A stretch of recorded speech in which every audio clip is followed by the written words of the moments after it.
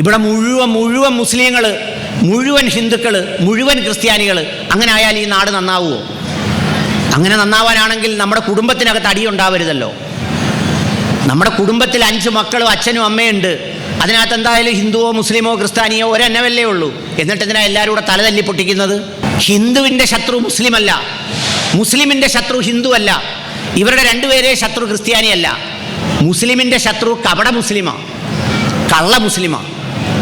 ഹിന്ദുവിൻ്റെ ശത്രു കപട ഹിന്ദുവാ. യഥാർത്ഥ ഹിന്ദുത്വത്തിൻ്റെ ധാർമ്മികത, അതിൻ്റെ സഹിഷ്ണുത, അതിൻ്റെ വിശാലത ഉൾക്കൊള്ളാൻ കഴിയാത്തവരാ. അതിലെ ദൈവത്തിൻ്റെ ഏത് മതത്തിലായിക്കോട്ടെ, ഹിന്ദു മതത്തിലായിക്കോട്ടെ, ഇസ്ലാം മതത്തിലായിക്കോട്ടെ, ക്രൈസ്തവ മതത്തിലായിക്കോട്ടെ, അവിടെ നിൽക്കുന്നവർ അവരവരുടെ ആത്മാവിനുള്ളിൽ ഭക്തിയുണ്ടോ എന്ന് സ്വയം അന്വേഷിക്കണം. നമ്മൾ എത്ര നീതിപൂർവ്വം മനുഷ്യരോട് പെരുമാറുന്നുണ്ടെന്ന് അന്വേഷിക്കണം. നമ്മുടെ സാന്നിധ്യം കാരണം എത്ര പേർക്ക് സന്തോഷം ഉണ്ടാകുന്നു, വിഷമം ഉണ്ടാകുന്നു എന്നുള്ളതിനെക്കുറിച്ച് നമ്മൾ ആലോചിക്കണം. ഈ പടിഞ്ഞാറുള്ള പൊന്മനയിലെ ഈ കടൽ എത്രയോ മനുഷ്യരുടെ ചിതാഭസ്മം ഏറ്റുവാങ്ങിയിട്ടുണ്ട്. അതിൽ കറുത്തവനും വെളുത്തവനുമുണ്ട്, കുടിലിൽ കിടന്നവനും കൊട്ടാരത്തിൽ കിടന്നവനുമുണ്ട്, സമ്പന്നനും ദരിദ്രനുമുണ്ട്. പക്ഷേ അവനെല്ലാം ഒറ്റ മേൽവിലാസത്തിലാണ് അറിയപ്പെടുന്നത്: പരേതൻ, മരണപ്പെട്ടു പോയവൻ. യഥാർത്ഥത്തിൽ നമ്മൾ ജീവിച്ചിരിക്കുന്നത് ജീവിക്കുന്ന മനുഷ്യരുടെ ലോകത്തിലല്ല, മരിച്ചവരുടെ മനുഷ്യരുടെ മേലെയാണ്. അമ്മയെ ഓർത്തപ്പോഴാണ് കരയുന്നത്. ബലിയിടാൻ തോർത്തുമായി കടൽ തീരത്ത് പോയിട്ട് തിരിച്ചു വരുമ്പോൾ എല്ലാ മനുഷ്യരുടെയും കണ്ണുകൾ നിറഞ്ഞിരിക്കുന്നത് കാണാറുണ്ട്. പക്ഷെ ജീവിച്ചിരിക്കുമ്പോൾ ആ അമ്മയ്ക്ക് ഒരു മിഠായി വാങ്ങിക്കൊടുക്കാൻ നമുക്ക് കഴിഞ്ഞാൽ, ഒരു എന്തെങ്കിലും ഒരു മധുരം വാങ്ങിക്കൊടുക്കാൻ കഴിഞ്ഞാൽ, എന്നിട്ട് പല്ലില്ലാത്ത ആ മോണ കാട്ടി ചിരിക്കുമ്പോൾ അത് നോക്കി ഇരിക്കാൻ നമുക്ക് ഭാഗ്യം കിട്ടുമെങ്കിൽ ആ നിമിഷമാണ് ഏറ്റവും ഭാഗ്യത്തിൻ്റെ നിമിഷം. കാട്ടിൽ മേക്കതിൽ ശ്രീദേവി ക്ഷേത്രത്തിലെ വൃശ്ചികോത്സവവുമായി ബന്ധപ്പെട്ട് നടത്തുന്ന ഈ വൃശ്ചികോത്സവ ഭജന പ്രാർത്ഥനാ പരിപാടിയിൽ 2ാം തവണയാണ് ഞാൻ സംസാരിക്കുന്നത്, പങ്കെടുക്കുന്നത്. ഭക്ഷണം കാത്തു നിൽക്കുന്ന കുറേ മനുഷ്യർ, ഭക്ഷണം കഴിഞ്ഞ് വിശ്രമിക്കുന്ന മറ്റു കുറേ പേർ, ഭജനം പാർക്കുന്ന മറ്റു കുറേ പേർ, വിവിധ ദേശങ്ങളിൽ നിന്ന് ഈ ക്ഷേത്രത്തിലേക്കായിട്ട് എത്തിയിട്ടുള്ള ധാരാളം ഭക്തജനങ്ങളൊക്കെ കൊണ്ട് വളരെ വൈവിധ്യമാർന്ന ഒരു നാടിൻ്റെ, ഒരു ദേശത്തിൻ്റെ എന്നല്ല, ഈ സംസ്ഥാനത്തിൻ്റെ തന്നെ ശ്രദ്ധേയമായ ക്ഷേത്രങ്ങളിലൊന്നായി മാറിയിരിക്കുന്ന ഒരു ക്ഷേത്രമാണ് ഈ കാട്ടിൽ മേക്കതിൽ അമ്പലം. ഞാൻ KMML ജീവനക്കാരനായിരിക്കുമ്പോൾ എനിക്ക് മുമ്പേ ഈ KMML ജോലി ചെയ്തിരുന്ന ജയശങ്കർ സാറൊക്കെ ഈ വേദിയിലുണ്ട്. ഈ ക്ഷേത്രത്തിൻ്റെ വളർച്ച, ഇതിൻ്റെ മാറ്റം വളരെ അടുത്തു നിന്ന് കണ്ട ഒരാളാണ് ഞാനും. ഈ ക്ഷേത്രങ്ങൾ, ദേവാലയങ്ങൾ, അതുപോലെയുള്ള ആരാധനാലയങ്ങളിലൊക്കെയും അതിൻ്റെ നന്മ, അതിൻ്റെ പ്രകാശം, അതിൻ്റെ വളർച്ച മനുഷ്യഹൃദയങ്ങളിലാണ് ഉണ്ടായിത്തീരേണ്ടത്. മനുഷ്യൻ്റെ ജീവിതത്തിലാണ് ആ മാറ്റങ്ങൾ കാണേണ്ടത്. കേവലമായ ആരാധനകളും ചേഷ്ടകളും ബാഹ്യമായ ആചാരങ്ങൾക്കുമൊക്കെ അപ്പുറത്ത് മനുഷ്യജീവിതങ്ങളുടെ സംഘർഷാത്മകത കുറയ്ക്കാൻ, മനസ്സിനെ വളരെ നിഷ്കളങ്കമായ നിസ്വാർത്ഥമായ ഭക്തിയിലൂടെ ശാന്തപ്പെടുത്താൻ, സമാധാനപ്പെടുത്താൻ, അതിനുവേണ്ടി കൂടിയാണ് ഈ ഭജന പാർക്കൽ, ദൈവസന്നിധിയിലേക്ക് എത്തൽ, ഇങ്ങനെയുള്ള കാര്യങ്ങളൊക്കെ. ഈ ക്ഷേത്രങ്ങളുടെയും അതുപോലെ തന്നെ മറ്റ് ആരാധനാലയങ്ങളുടെയും ഒക്കെ ബാഹുല്യം കൂടുന്നത് പോലെ തന്നെ അതുകൊണ്ടുണ്ടായിത്തീരേണ്ട ഫലങ്ങൾ, മാറ്റങ്ങൾ ഉണ്ടാകുന്നുണ്ടോ എന്ന ഒരു സത്യസന്ധമായ അന്വേഷണത്തിലേക്ക് നാം നീങ്ങുമ്പോൾ പലപ്പോഴും അതിൽ നമുക്ക് നിരാശ തോന്നാറുണ്ട്. ഈ കരുനാഗപ്പള്ളി പോലീസ് സ്റ്റേഷനിൽ മാത്രം ഒരു വർഷം ഏതാണ്ട് 3500 മുതൽ 4000 വരെ ക്രിമിനൽ കേസുകളാണ് ഉണ്ടാകുന്നത്. ഇതൊന്നും ഏതെങ്കിലും ദൈവങ്ങൾ വന്ന് സൃഷ്ടിക്കുന്നതല്ല. മനുഷ്യരായ നാമൊക്കെ ബന്ധങ്ങളിൽ, സൗഹൃദങ്ങളിൽ, ഭാര്യഭർത്തൃ ബന്ധങ്ങളിൽ, കുടുംബങ്ങളിൽ, അയൽവീടുകളിൽ, മറ്റിടപാടുകളിലൊക്കെ സൃഷ്ടിക്കുന്ന ക്രിമിനൽ പ്രവൃത്തികളുടെ ഭാഗമാണ്. ഒരു വർഷം കേരളത്തിൽ വിവാഹമോചനത്തിനായി രജിസ്റ്റർ ചെയ്യുന്ന കുടുംബങ്ങളുടെ എണ്ണം ഏതാണ്ട് 22,000 മുതൽ 30,000 വരെ വരുമെന്നാണ് പറയുന്നത്. ആത്മഹത്യാ നിരക്ക് മറ്റെല്ലാത്തിനേക്കാളും കൂടുതലാണ് നമ്മുടെ നാട്ടിൽ. അഴിമതിയുടെ കണക്കുകൾ എല്ലാത്തിനേക്കാളും കൂടുതലാണ് നമ്മുടെ നാട്ടിൽ. ഇതെല്ലാം കൂടാതെയാണ് ഇപ്പോൾ നമ്മളെല്ലാം കേട്ടിങ്ങനെ ഞെട്ടിത്തരിച്ചിരിക്കുന്ന ശബരിമല അയ്യൻ്റെ സ്വർണം പോലും കട്ടെടുക്കുന്ന, പാളിയും കതവും ഇളക്കിക്കൊണ്ടുപോയി ചെമ്പാക്കി കൊണ്ടുവരുന്ന കാലത്ത് നിന്നുകൊണ്ടാണ് നമ്മൾ ഈ ക്ഷേത്രത്തിലെ ആചാരങ്ങളിലും ദേവാലയങ്ങളിലും പങ്കെടുക്കുന്നതെന്നും ധർമ്മപ്രഭാഷണം നടത്തുന്നതെന്നുമുള്ള ഉത്തമ ബോധ്യം നമുക്കുണ്ടാവണം. ആരാണോ സംരക്ഷിക്കേണ്ടത്, ആരാണോ അത് സൂക്ഷിക്കേണ്ടത്, അവർ തന്നെ മോഷ്ടാക്കളാവുന്ന ഒരു കാലത്തു കൂടിയാണ് നമ്മൾ കടന്നു പോകുന്നത്. ഈ ഭാഗവതവുമായി ബന്ധപ്പെട്ട്, ഈ ഭാഗവതം അല്ലെങ്കിൽ ഇത്തരം പാരായണങ്ങൾ, ഇത്തരം കീർത്തനങ്ങൾ, ഇത്തരം ഗ്രന്ഥങ്ങൾ, ഇതൊക്കെ എന്തിനാണ് മനുഷ്യനെന്ന് ചോദിച്ചാൽ, നമ്മൾ സാധാരണ ഒരു കാർ വാങ്ങുമ്പോൾ ആ കാറിന് ഒരു പ്രോട്ടോകോൾ സെറ്റ് ചെയ്തിട്ട് അത് പ്രവർത്തിപ്പിക്കുന്നതിനാവശ്യമായ ഒരു ലഘുലേഖ ഉണ്ടാവും. അത് ഈ മൈക്കിനുണ്ട്, കാറിനുണ്ട്, യന്ത്രോപകരണങ്ങൾക്കുണ്ട്, കമ്പ്യൂട്ടറിനുണ്ട്, ഇതിനെല്ലാം ഉണ്ട്. അതിനെ നമ്മൾ ഇംഗ്ലീഷിൽ മൊഡ്യൂൾ എന്ന് വിളിക്കും. അഥവാ അത് പ്രവർത്തിപ്പിക്കുന്നതിൻ്റെ ഒരു പ്രോട്ടോകോൾ. അത് ഒന്നിങ്ങനെ ആയിരിക്കണം, ഇങ്ങനെ പ്രവർത്തിക്കണം, ഇങ്ങനെ തുറക്കണം, ഇങ്ങനെ അടയ്ക്കണം, ഇടിവെട്ടിയാൽ ഇങ്ങനെ നിർത്തണം എന്നൊക്കെ പറയുന്ന സംഗതിയാണ് ഈ പ്രോട്ടോകോൾ എന്ന് പറയുന്നത്. ഇതുപോലെ മനുഷ്യന് നല്ലൊരു മനുഷ്യനായി, സന്തോഷവാനായി, സംഘർഷമില്ലാതെ, ആർക്കും ദ്രോഹമില്ലാതെ, സമാധാനത്തോടെ ഈ ഭൂമിയിൽ ജീവിച്ചു മടങ്ങാൻ വേണ്ടിയുള്ള ഒരു ജീവിത പദ്ധതി എന്നുള്ള നിലയിലാണ് ഇത്തരം ഗ്രന്ഥങ്ങൾ മനുഷ്യരിലേക്ക് അവതരിപ്പിക്കപ്പെട്ടിട്ടുള്ളത്. ഭാഗവതമായാലും രാമായണമായാലും അത്തരം ഗ്രന്ഥങ്ങളിൽ നിന്നൊക്കെ മനുഷ്യൻ്റെ നന്മയ്ക്ക്, മനുഷ്യൻ്റെ മൂല്യങ്ങൾക്ക്, മനുഷ്യൻ്റെ മനസ്സിൻ്റെ സംഘർഷാത്മകത ലഘൂകരിക്കുന്നതിന് വേണ്ടി, മനുഷ്യൻ്റെ ആർത്തിയും അഹങ്കാരവും ഒക്കെ ഇല്ലാതാക്കുന്നതിന് ഉതകുന്ന ഒരു ആത്മീയ വായനയ്ക്ക് മനസ്സിനോട് ചേർത്ത് വെക്കാൻ, ബാഹ്യമായ രൂപങ്ങളിലല്ല, മനസ്സിനോട് ചേർത്ത് വെക്കുന്ന ഒരു ആത്മീയ തലം ഇത്തരം ഗ്രന്ഥങ്ങൾക്കുണ്ട്.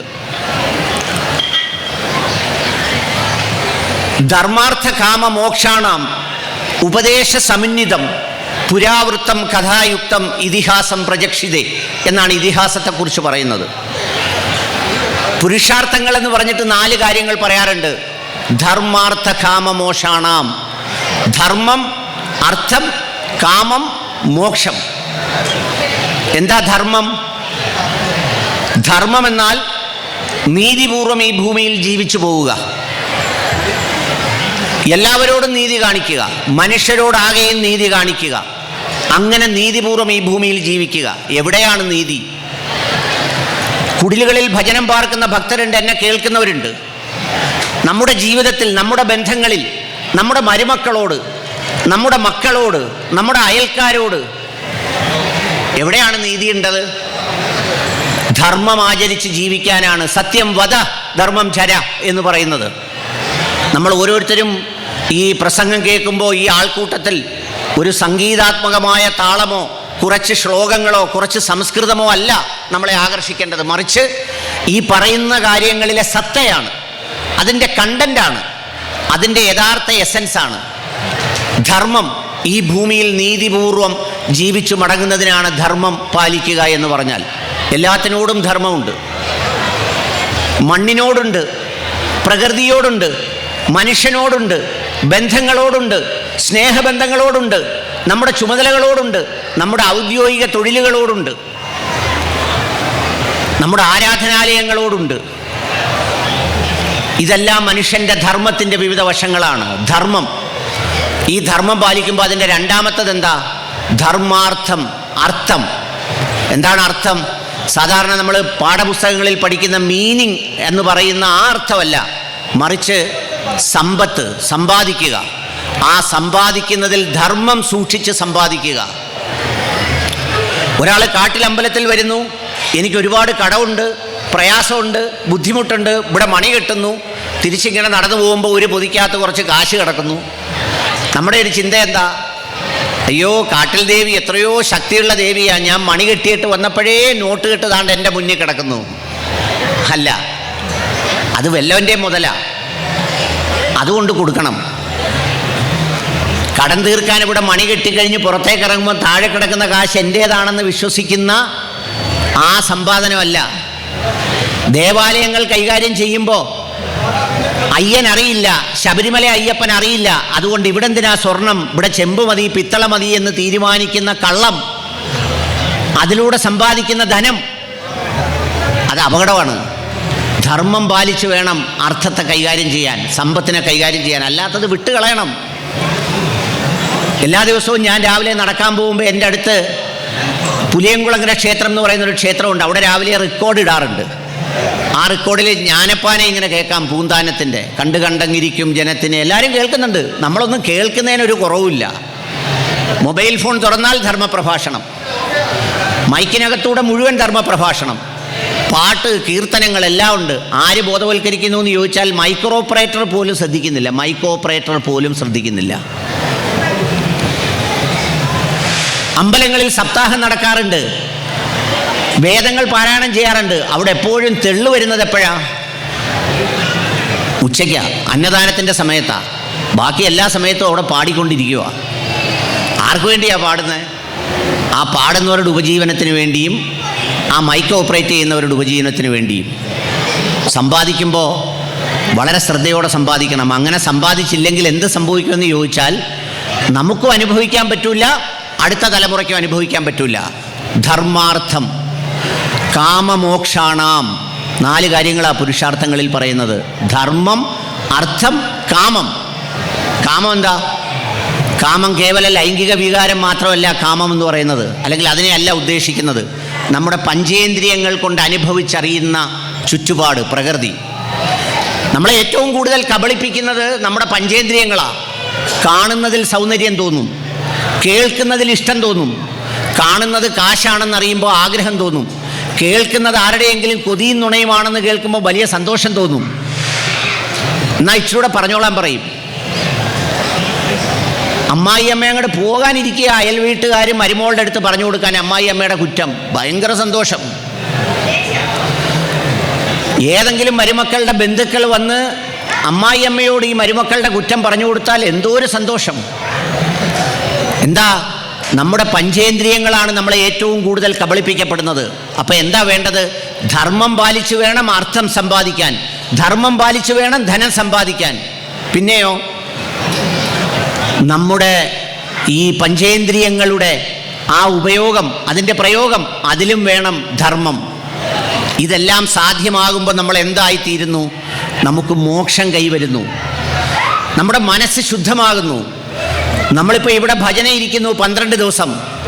ഈ ഭജനം ഇരുന്ന് നമ്മൾ മടങ്ങിപ്പോകുമ്പോൾ നമ്മുടെ മനസ്സിൽ ഒരു സമാധാനം, ഒരു സ്വസ്ഥത, ഒരു ശാന്തി, ഒരു പുതിയ മനുഷ്യനായി തീരാനുള്ള ആഗ്രഹം, അത്രയുമെങ്കിലും നമുക്കുണ്ടായില്ലെങ്കിൽ വെറുതെ വന്ന് നമ്മൾ സമയം കളഞ്ഞിട്ട് പോകുന്നതിന് തുല്യമാണിത്.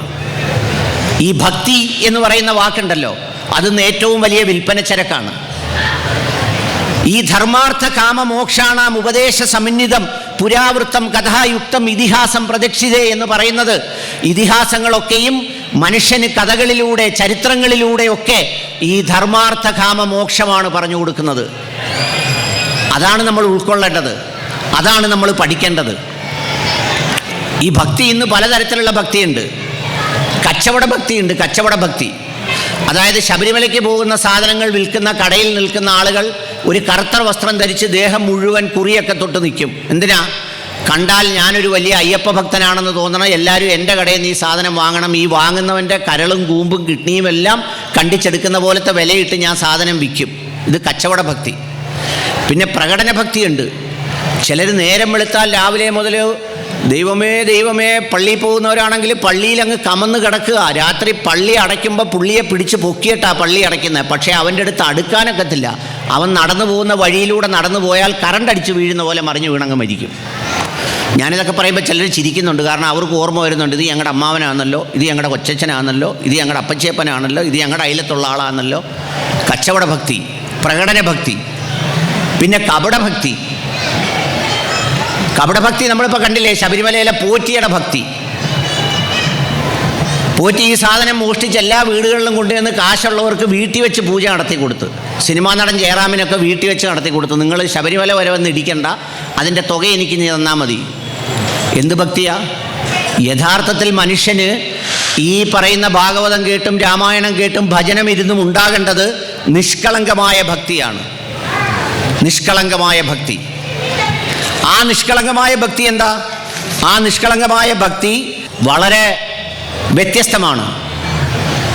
അദ്യുഷ്ട സർവഭൂതാനാം മൈത്രേ കരുണ സർവജ നിർമ്മമോ നിരഹങ്കാര സമദുഃഖ സുഖക്ഷിതേ. അതായത് എല്ലാത്തിനോടുമുള്ള, എല്ലാത്തിനും നന്മയുണ്ടാകട്ടെ, എല്ലാത്തിനും ഗുണമുണ്ടാകട്ടെ, എല്ലാം നന്നായിരിക്കട്ടെ എന്ന് പറയുന്ന ഒരു മനസ്സിൻ്റെ ഭാവം, എല്ലാവരോടും കരുണ കാണിക്കുന്ന ഒരു മനസ്സിൻ്റെ ഭാവം, എല്ലാവരോടും ക്ഷമിക്കുന്ന ഒരു മനസ്സിൻ്റെ ഭാവം, ഇതൊക്കെയാണ് നിഷ്കളങ്കമായ ഭക്തിയുടെ ഏറ്റവും പ്രധാനപ്പെട്ട ലക്ഷണങ്ങൾ. ഇതൊക്കെ എത്ര മനുഷ്യർക്കുണ്ട്? ചിലരൊക്കെ വെറും നിസ്സാര കാര്യത്തിന് തമ്മിൽ പിണങ്ങി സുഹൃത്തുക്കളാണ്. പിന്നെ ചില വീടുകളിലാണെങ്കിൽ പിണങ്ങിയിട്ട് പറയുന്നത് എന്താണെന്നറിയോ? മരിച്ചു പോയാൽ പോലും കാണിക്കരുത്. ഈ അടുത്ത സമയത്ത് 2 സംഭവങ്ങൾ ഇതിൻ്റെ പരിസരത്ത് തന്നെ കാണാനിടയായി. ഞാനിതിൻ്റെ പരിസരത്തുള്ള ആളായതുകൊണ്ട്.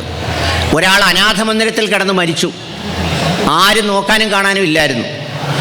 അത് കഴിഞ്ഞ് പുള്ളിയെ വീട്ടിൽ കൊണ്ടുവന്നിട്ട് പിന്നെ ഒരുപാട് കർമ്മങ്ങൾ, വളരെ സമൃദ്ധമായ സഞ്ചയനം. അപ്പം ഞാൻ മനസ്സുകൊണ്ട് ഓർത്തു, ഇത്രയും വലിയ ആളുകളും ബന്ധുക്കളും സഞ്ചയനം നടത്താൻ ആളുമൊക്കെ ഉണ്ടെങ്കിൽ ഈ മനുഷ്യൻ ആരുടെയെങ്കിലും ഒരു വീട്ടിൽ കിടന്ന് മരിക്കാൻ ഒന്ന് അനുവദിച്ചിരുന്നെങ്കിൽ എത്രയോ നല്ലായിരുന്നു. അത് ഒരു മതത്തിൽ മാത്രമല്ല, ഇസ്ലാം മതത്തിൽ ഈ മുസ്ലിങ്ങളുടെ ഇടയിൽ ഭയങ്കര പിണക്കം. 2 പേര് തമ്മിൽ വസ്തു കച്ചവടത്തിന് പിണങ്ങി, അല്ലെങ്കിൽ വേറെന്തെങ്കിലും കാര്യത്തിന് പിണങ്ങി. ഈ പിണക്കമെല്ലാം കഴിഞ്ഞ് മരണപ്പെട്ട് കഴിയുമ്പോൾ പിന്നെ 3-ൻ്റെ അന്നൊരു ചടങ്ങുണ്ട്. ആ ചടങ്ങിൽ പൊറോട്ട വിളമ്പുന്നത് ദുഃഖിതനായി ഒരു സഹോദരനാണ്, പൂവമ്പഴം വിളമ്പുന്നത് വേറൊരു സഹോദരനാണ്. എൻ്റെ പ്രിയപ്പെട്ടവരെ, ആരെന്ത് സഞ്ചയനം നടത്തിയാലും എന്ത് കർമ്മം നടത്തിയാലും ദൈവം എന്ന് പറയുന്നത് കൈക്കൂലിക്കാരനല്ല. നിങ്ങൾ ചെയ്യുന്ന പ്രവൃത്തിയുടെ കൂലി നിങ്ങൾക്ക് കിട്ടും. അത് ജീവിച്ചിരിക്കുമ്പോൾ നിങ്ങൾ ചെയ്യുന്ന പ്രവൃത്തിയുടെ ഫലം നിങ്ങൾക്ക് കിട്ടും. നിങ്ങളുടെ പ്രവൃത്തിയാണ് നിങ്ങളുടെ വിധി. യാതൊരു ഉപകാരവും ചെയ്യാതെ, ഒരു മനുഷ്യനെയും വീട്ടിൽ കയറ്റാതെ, മക്കളും ജീവിക്കാൻ അനുവദിക്കാതെ നമ്മൾ കുറച്ച് ഭക്തിയൊക്കെ കാണിച്ചിങ്ങനെ നടന്ന് അവസാനം നമ്മൾ മരണപ്പെട്ടു. നമ്മുടെ മക്കൾ വലിയ വലിയ ഹോമം നടത്തി, യാഗം നടത്തി, അത് നടത്തി, ഇത് നടത്തി. അങ്ങനൊന്നും സ്വർഗത്തിൽ വിടാനൊക്കത്തില്ല. ദൈവമൊക്കെ കുറച്ച് നീതിമാനാണ്. അപ്പം അതുകൊണ്ട് ഈ യഥാർത്ഥത്തിലുള്ള കാപഢ്യമൊക്കെ കളഞ്ഞ് മനുഷ്യരോട് സ്നേഹത്തോടെ, ക്ഷമയോടെ ഈ ഭൂമിയിൽ ജീവിച്ചു മടങ്ങണം. അതിന് 9 രൂപങ്ങളുണ്ട് ഭക്തിക്ക്, നിഷ്കളങ്കമായ ഭക്തിക്ക്. 1 ശ്രവണം. എന്താ ശ്രവണം? നല്ല കാര്യങ്ങൾ കേൾക്കണം. ഭഗവാന്റെ പ്രകീർത്തനങ്ങൾ ചെവി കൊണ്ട് കേൾക്കണം. നമുക്ക് ഏറ്റവും കേൾക്കാൻ ഇഷ്ടം എന്താ? നമുക്ക് ഏറ്റവും കൂടുതൽ കേൾക്കാൻ ഇഷ്ടം കൊതിയും നുണയുമാണ്, വേറൊരാളിൻ്റെ കുറ്റമാണ്, വേറെ ആരെയെങ്കിലും കുറിച്ച് പറയുന്ന മോശം പ്രവൃത്തിയാണ്. അതിന് പകരം ജീവിതത്തിൽ നല്ല കാര്യങ്ങൾ കേൾക്കുന്ന ഒരാളായിട്ട് നമ്മൾ മാറണം. പിന്നെയോ കീർത്തനം. ശ്രവണം വേണം, കീർത്തനം വേണം. എന്താ കീർത്തനം? കീർത്തനം എന്ന് പറഞ്ഞാൽ നല്ല നല്ല ദൈവിക വചനങ്ങൾ, പ്രകീർത്തനങ്ങൾ, പ്രാർത്ഥനകൾ. ആ പ്രാർത്ഥനകൾ എപ്പോഴും നമ്മുടെ ചുണ്ടിൽ നിന്നുണ്ടാവണം. പിന്നെന്താ? നല്ല സ്മരണ ഉണ്ടാവണം. ഇതൊക്കെ ഭക്തിയുടെ ലക്ഷണമാണ്. ഞാൻ പറഞ്ഞത്, ഇവിടെ നിങ്ങൾ ഭജന ഇരിക്കുമ്പോഴെങ്കിലും നിങ്ങളുടെ മനസ്സിൽ നല്ല പ്രകീർത്തനം, നല്ല ശ്രവണം, നല്ല സ്മരണം, പിന്നെന്താ? പാദസേവനം, പിന്നെ അർച്ചന, ദാസ്യം, ആത്മനിവേദനം. ഇതൊക്കെ മനുഷ്യൻ ഭക്തിയിലേക്ക് എത്തിച്ചേരാനുള്ള, മനുഷ്യൻ്റെ ഭക്തിയിലേക്ക് അടുക്കാനുള്ള മനുഷ്യ ജീവിതത്തിൻ്റെ ഏറ്റവും പ്രധാനപ്പെട്ട കാര്യങ്ങളാണ്. ഈ ഭക്തിയെക്കുറിച്ച് പറയുമ്പോൾ നമ്മൾ ഭാഗവതത്തിൽ 2 പേരുടെ ചരിത്രം എപ്പോഴും ഓർത്തിരിക്കും. ഭക്തിയെക്കുറിച്ച് പറയുമ്പോൾ 7-ാം സ്കന്ധത്തിൽ പറയുന്ന പ്രഹ്ലാദ ചരിത്രവും 4-ാം സ്കന്ധത്തിൽ പറയുന്ന ധ്രുവൻ്റെ ചരിത്രവും. ഞാൻ ഈ രാമായണ പ്രഭാഷണത്തിനുമൊക്കെ പോകുമ്പോൾ ഞാൻ ചിലപ്പോൾ ഇത് വായിച്ച് പഠിക്കാൻ വേണ്ടി വല്ലാതെ മെനക്കെടുമ്പോൾ എൻ്റെ ഹിന്ദുക്കളായ സുഹൃത്തുക്കൾ പറയാറുണ്ട്, നീ അത്രയും പാടുവിട്ട് പഠിക്കുകയൊന്നും വേണ്ട, ഞങ്ങളുടെ ആളുകൾക്കൊന്നും ഇതിനെക്കുറിച്ച് വലിയ വശമൊന്നുമില്ല, നീ എന്തോ കഥ പറഞ്ഞാലും അവർ കേട്ടോളും എന്ന് പറയാറുണ്ട്. ഞാൻ ഈ രാമായണ പ്രഭാഷണത്തിനൊക്കെ ഓച്ചിറ പരബ്രഹ്മ ക്ഷേത്രത്തിൽ ചെല്ലുമ്പോൾ ഈ രാമായണത്തിൽ ഞാൻ വായിച്ചറിഞ്ഞ പഠിച്ച പല കഥകളെക്കുറിച്ച് ഞാൻ ചോദിക്കാറുണ്ട്. ആ ചോദിക്കുമ്പോൾ അവിടെ ഇരിക്കുന്നവർക്ക് വലിയ തിട്ടമില്ല. ഈ കാക്കയെ ബലിക്കാക്ക അല്ലെങ്കിൽ കാക്ക ബലിക്കാക്കയായത് എങ്ങനെയാണെന്നറിയാവോ ആർക്കെങ്കിലും? ഈ കാക്ക ബലിക്കാക്കയായി മാറിയതിനൊരു ചരിത്രമുണ്ട്. ഈ രാമായണത്തിൽ ദണ്ഡകാരണ്യത്തിൽ സീതാദേവി ഇങ്ങനെ ഇരിക്കുന്ന സമയത്ത് ഭയങ്കര പരീക്ഷണത്തിൻ്റെ നാളുകളായിരുന്നല്ലോ. രാമായണത്തിൽ സീതാദേവിയുടെ രാമൻ്റെ വനവാസം, അതിനെ തുടർന്നുണ്ടായ സംഭവവികാസങ്ങൾ ഒത്തിരിയുണ്ട്, എല്ലാവർക്കും അറിയാവുന്നതാണ്. പൊതുവിലൊരു കഥയൊക്കെ എല്ലാവർക്കും അറിയാം, എന്നാൽ ആ കഥയ്ക്കുള്ളിലുള്ള കഥകളാണ് പലപ്പോഴും നമ്മൾ പഠിക്കാൻ മറന്നു പോകുന്നത്. അപ്പോൾ ഈ ദണ്ഡകാരണ്യത്തിൽ സീതാദേവി ഇരിക്കുമ്പോൾ ഈ കാക്ക വന്ന് സീതാദേവിയെ വല്ലാണ്ട് ആക്രമിച്ചു. അപ്പോഴത്തേക്ക് രാമന് വല്ലാത്ത ദേഷ്യം വന്നു. രാമന് തൻ്റെ അമ്പെടുത്ത് കാക്കയെ നോക്കി ഒരമ്പ് ചെയ്തു. അതിൻ്റെ ചരിത്രം എന്താണെന്ന് വെച്ചാൽ, ദശാർഹർ എന്ന് പറയുന്ന ഒരു മഹാരാജാവ് ഉണ്ടായിരുന്നു. ആ മഹാരാജാവ് വലിയ പാപിയായിരുന്നു. അദ്ദേഹം ഈ പാപത്തിൽ നിന്ന് മോചനം നേടാൻ വേണ്ടി ഒരു പ്രത്യേകമായ യാഗം നടത്തി.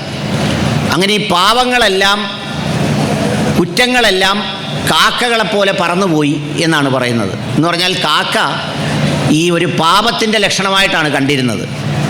ആ പാപത്തിൻ്റെ ലക്ഷണമായിട്ട് കണ്ടിരിക്കുമ്പോഴാണ് സീതാദേവിയെ വന്ന് ഈ കാക്കയെ ആക്രമിക്കുന്നത്. അപ്പോൾ ശ്രീരാമന് ദേഷ്യം വന്നു.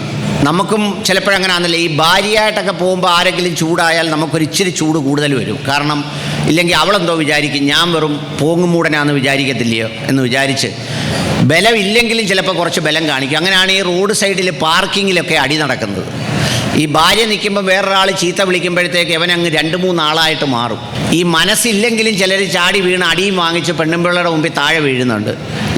രാമനും ഇടയ്ക്ക് അങ്ങനെ 2 സന്ദർഭങ്ങളുണ്ട് രാമായണത്തിൽ.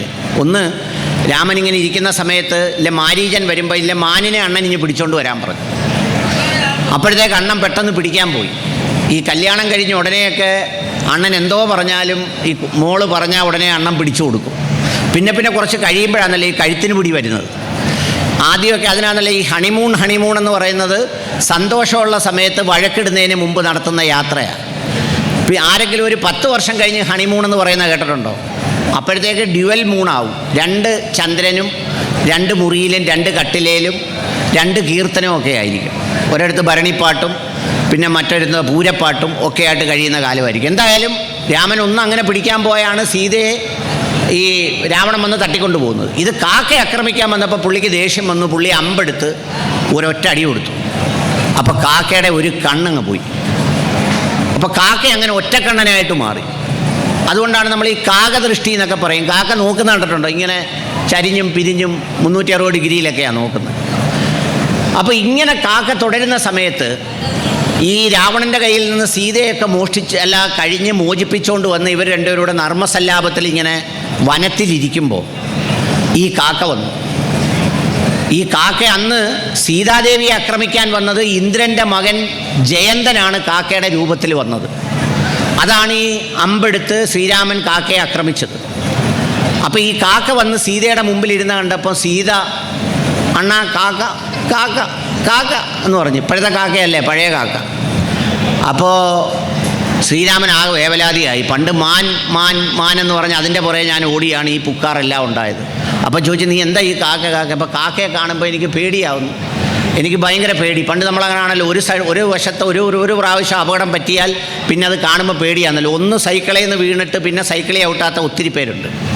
ആദ്യം നല്ലപോലെ കൂം പിടിച്ച് വീണാൽ പേടിച്ചു പോകും.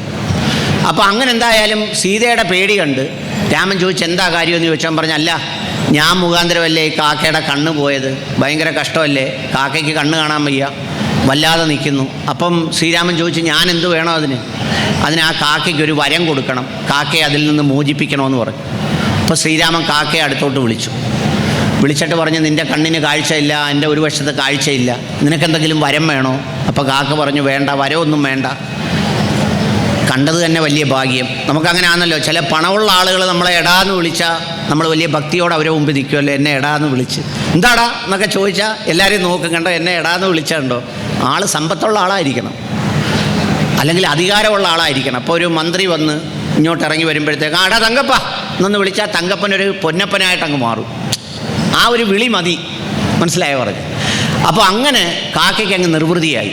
അപ്പോൾ പറഞ്ഞു അതൊന്നും പോരാ, നിൻ്റെ ആ കാണാത്ത ഒറ്റ കണ്ണുകൊണ്ട് നീ എല്ലാം കാണണം എന്ന് മാത്രമല്ല, നിന്നെ സർവ്വപാപത്തിൽ നിന്ന് ഞാൻ മോചിപ്പിച്ചിരിക്കുന്നു. ഇനി മുതൽ ആരെങ്കിലും മരണപ്പെട്ടാൽ അവരുടെ പിതൃക്കൾക്ക് പുണ്യം ലഭിക്കുന്നതിന് നീ ഭക്ഷണം കഴിച്ചാൽ മതിയാവുന്നതാണ്. അങ്ങനെയാണ് കാക്ക ബലിക്കാക്കയായി മാറിയത്. ഇതൊന്നും അറിയാതാണ് ആ ചോറ് വാരിയിട്ട് കൊടുത്തിട്ട് ഇങ്ങനെ കൈയടിച്ച് വിളിക്കുന്നത്. അതാ ഞാൻ നേരത്തെ പറഞ്ഞത്, ഈ എന്താ പറയുന്നത്, ഇതിന് എല്ലാത്തിനും നമ്മൾ ഹൈന്ദവ ഇതിഹാസങ്ങൾ വായിച്ചു പോകുമ്പോൾ എല്ലാത്തിനും അതുപോലെ വളരെ ഗൗരവമായ കഥകളുണ്ട്. ഭക്തിയെക്കുറിച്ച് പറയുമ്പോൾ രണ്ട് പ്രധാനപ്പെട്ട ആളുകളെക്കുറിച്ച് ഭാഗവതം പറയുന്നുണ്ട്. ഒന്ന് പ്രഹ്ലാദൻ. പ്രഹ്ലാദൻ്റെ അചഞ്ചലമായ ഭക്തി, അചഞ്ചലമായ വിശ്വാസം. പ്രഹ്ലാദൻ്റെ ഹിരണ്യകശിപു എന്ന് പറയുന്ന ദുഷ്ടനായ അച്ഛൻ്റെ മകനാണ് പ്രഹ്ലാദൻ. ഞാൻ പറഞ്ഞില്ലേ, ഈ ഇതിഹാസങ്ങളിലെ കഥയ്ക്കെല്ലാം ഒരു പ്രത്യേകതയുള്ളത്, ഇത്രയും ദുഷ്ടനായ ഒരു അച്ഛന് ഒരു നല്ല മകൻ പിറന്നു.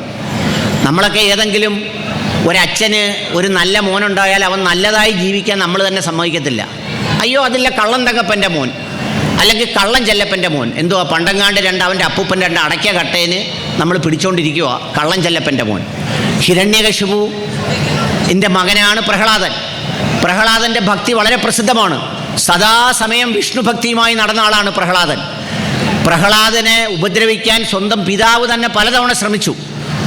അവസാനം ഒരു രക്ഷയുമില്ലാതെ ഹിരണ്യകശിപുവിനെ വിഷ്ണു തന്നെ ഒരു നരസിംഹാവതാരമായി വന്ന് കൊല്ലുന്ന കഥയുണ്ട്.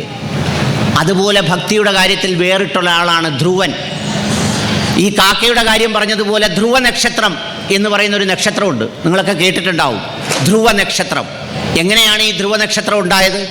എന്താണ് ധ്രുവൻ്റെ കഥ? ഉത്താനപാദ മഹാരാജാവ് എന്ന് പറയുന്ന ഒരു രാജാവിന് രണ്ട് ഭാര്യമാരുണ്ടായിരുന്നു. ഒരു ഭാര്യയുടെ പേര് സ്വരുചി, ഒരു ഭാര്യയുടെ പേര് സുനീതി. അതിൽ ഈ സുരുചി എന്ന് പറയുന്ന ഭാര്യ നല്ല സുന്ദരിയായിരുന്നു. എല്ലാ രാജാക്കന്മാർക്കും സുന്ദരിയായ ഭാര്യയോടൊരു ഇഷ്ടം വരും. ഇപ്പം രാജാക്കന്മാർക്ക് മാത്രമല്ല, ഒരുപാട് ചേട്ടന്മാർക്കും ഉണ്ട് ഈ പ്രശ്നം. ഈ വീട്ടിൽ നിൽക്കുന്ന ഭാര്യയേക്കാൾ ഭയങ്കര സൗന്ദര്യമാണ് അപ്പുറത്തെ വീട്ടിലെ തങ്കമണിക്ക്. അതുപോലെ തന്നെ തിരിച്ചു ഉണ്ടാവുന്നവരുണ്ട്. അപ്പോൾ ഈ രണ്ട് ഭാര്യമാരിൽ കാണാൻ കൊള്ളാവുന്ന ഈ സുരുചിയോടായിരുന്നു ഭയങ്കര ഇഷ്ടം.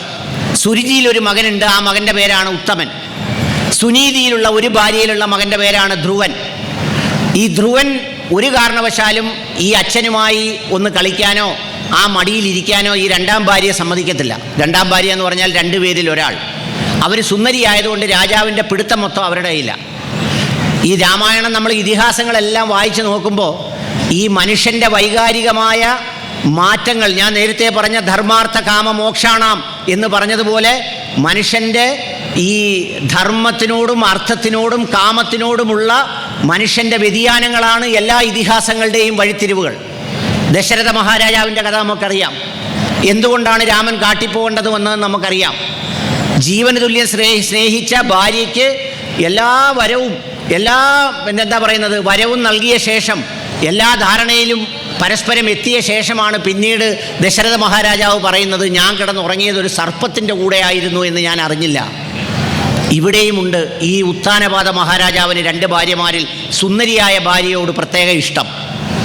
ഒരു ദിവസം ഈ സുന്ദരിയായ ഭാര്യയുടെ മകനായ ഉത്തമൻ ഈ ഉത്താനപാദ മഹാരാജാവിൻ്റെ മടിയിലിരുന്ന് കളിക്കുമ്പോൾ ധ്രുവനും കൂടി വന്നിരുന്നു, ഈ ആദ്യത്തെ ഭാര്യയുടെ മകനും കൂടി.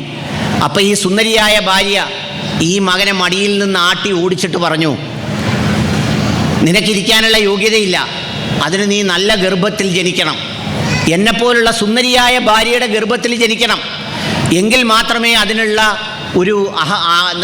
അവകാശം നിനക്കുള്ളൂ എന്ന് പറഞ്ഞു. അതുകൊണ്ട് നീ ഒരു കാര്യം ചെയ്യ്, വിഷ്ണുവിനെ പ്രാർത്ഥിച്ച് എൻ്റെ ഗർഭത്തിൽ ജനിക്കാൻ നോക്കാൻ ധ്രുവനോട് പറഞ്ഞു. ധ്രുവന് വല്ലാത്ത വേദനയായി. ധ്രുവൻ ചെന്ന് അമ്മയോട് പറഞ്ഞു, അമ്മേ എൻ്റെ കുഞ്ഞമ്മ ഇങ്ങനെ പറഞ്ഞു. അപ്പോൾ അമ്മയ്ക്കും വലിയ സങ്കടമായി. 5 വയസ്സുള്ള ധ്രുവൻ ആവശ്യപ്പെട്ടു, എനിക്ക് തപസ്സനുഷ്ഠിക്കണം, എനിക്ക് വിഷ്ണുവിനെ പ്രസാദിപ്പിച്ച് വരം നേടണം. ധ്രുവൻ അമ്മയോട് ആവശ്യപ്പെട്ടു. മനസ്സില്ലാ മനസ്സോട് 5 വയസ്സുകാരനെ ഈ പറയുന്ന വനവാസത്തിന് പോകാൻ അനുവദിച്ചു. തപസ്സനുഷ്ഠിക്കാൻ കാട്ടിൽ പോയ വഴിയിൽ നാരദ മഹർഷിയെ കണ്ടു. നാരദ മഹർഷി ചൊല്ലേണ്ട മന്ത്രങ്ങൾ പറഞ്ഞു കൊടുത്തു. ഈ ധ്രുവൻ, ഞാൻ ചുരുക്കി പറയുക സമയമില്ലാത്തതുകൊണ്ട്, യമുനാ നദിയിൽ കുളിച്ച് മധുവനത്തിൽ തപസ്സനുഷ്ഠിച്ചു.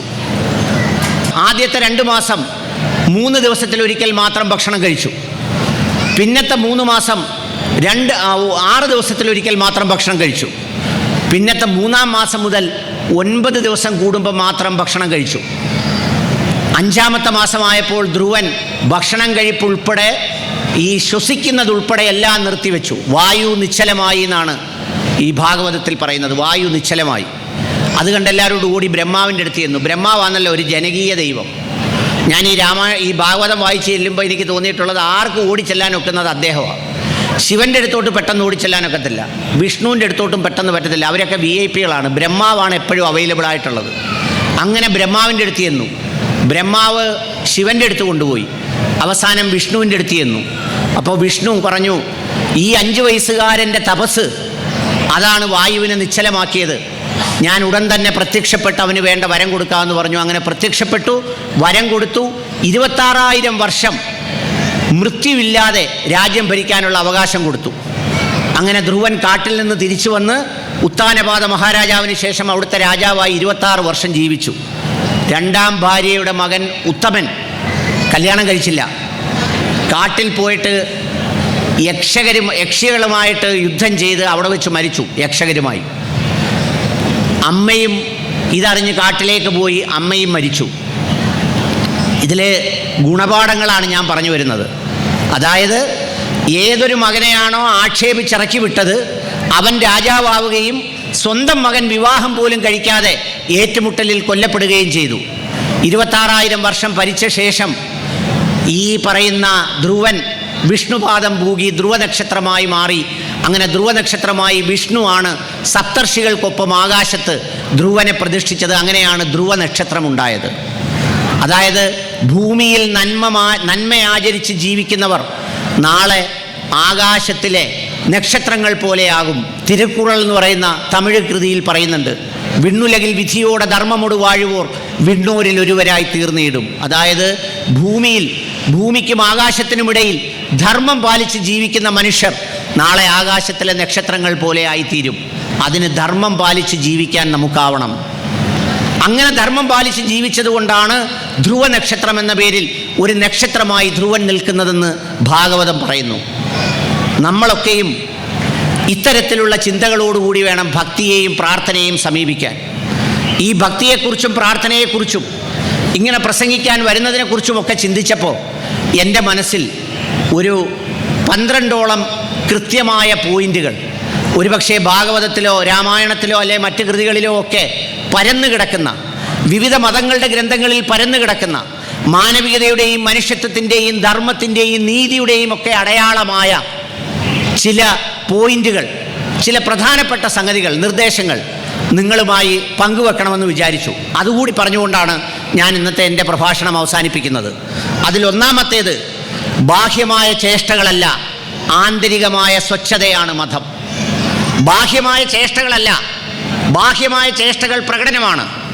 ബാഹ്യമായ ചേഷ്ടകളല്ല, മനസ്സിൻ്റെ ഉള്ളിൽ ആന്തരികമായി നമുക്കുണ്ടാകുന്ന ബോധ്യമാണ് യഥാർത്ഥത്തിൽ മതവിശ്വാസം.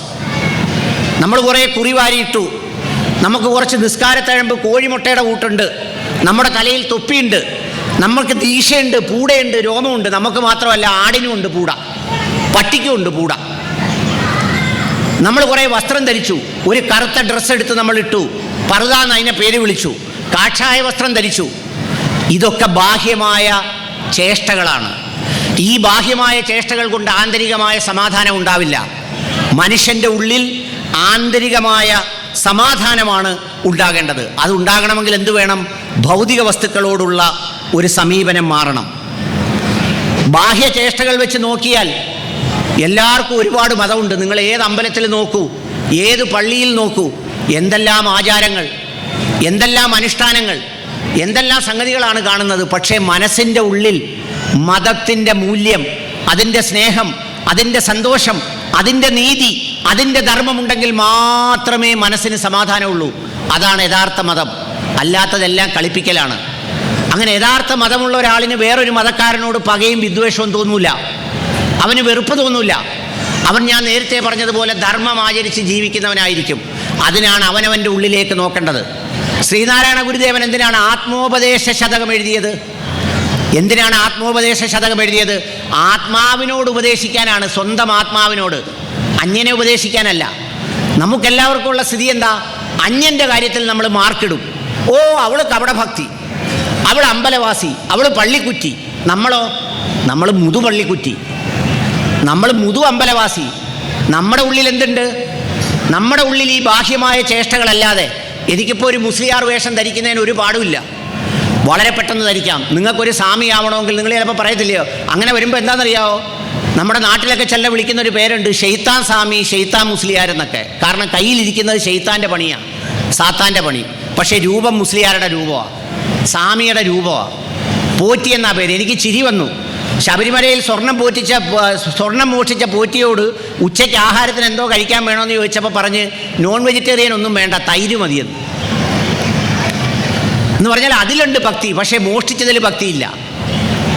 അപ്പം അതുകൊണ്ട് ശ്രീനാരായണ ഗുരുദേവൻ ആത്മോപദേശ ശതകം എഴുതിയതും, ശ്രീനാരായണ ഗുരുദേവൻ അവനവൻ്റെ ആത്മാവിനുള്ളിലേക്ക് നോക്കാൻ പറഞ്ഞതും, അവനവൻ്റെ ആത്മാവിനെ തിരിച്ചറിയാൻ പറഞ്ഞതുമെല്ലാം ഇതിനു വേണ്ടിയിട്ടാണ്. നമ്മുടെ അകത്തുള്ള കിതാബാണ് കിതാബ്. ഇപ്പോൾ ഒരുപാട് പേര് ഞാൻ പറഞ്ഞില്ലേ, ഭാഗവതം വായിക്കുന്നു, കേൾക്കുന്നു, മനുഷ്യനായോ? അവനൊരു നല്ല ദൈവവിശ്വാസിയായോ? അവൻ നല്ലൊരു ഭക്തനായോ? ഒത്തിരി കേൾക്കുന്നുണ്ട്. ഞാൻ ഓച്ചറ അമ്പലത്തിൽ 12 ദിവസം ഇരുന്നു, ഞാൻ കാട്ടിലമ്പലത്തിൽ 12 ദിവസം ഇരുന്നു, എന്നിട്ട് ഞാൻ തന്നെ ഇറങ്ങി, ഞാൻ തന്നെ ആലോചിക്കുക, ഇതൊക്കെ ആയിട്ട് ഞാനെന്താ നന്നാവാത്തതെന്ന്. ഞാനെന്താ നന്നാവാത്തത്? എൻ്റെ ഉള്ളിൽ മതമില്ല, എൻ്റെ ഉള്ളിൽ വിശ്വാസമില്ല, എൻ്റെ ഉള്ളിൽ സമാധാനമില്ല.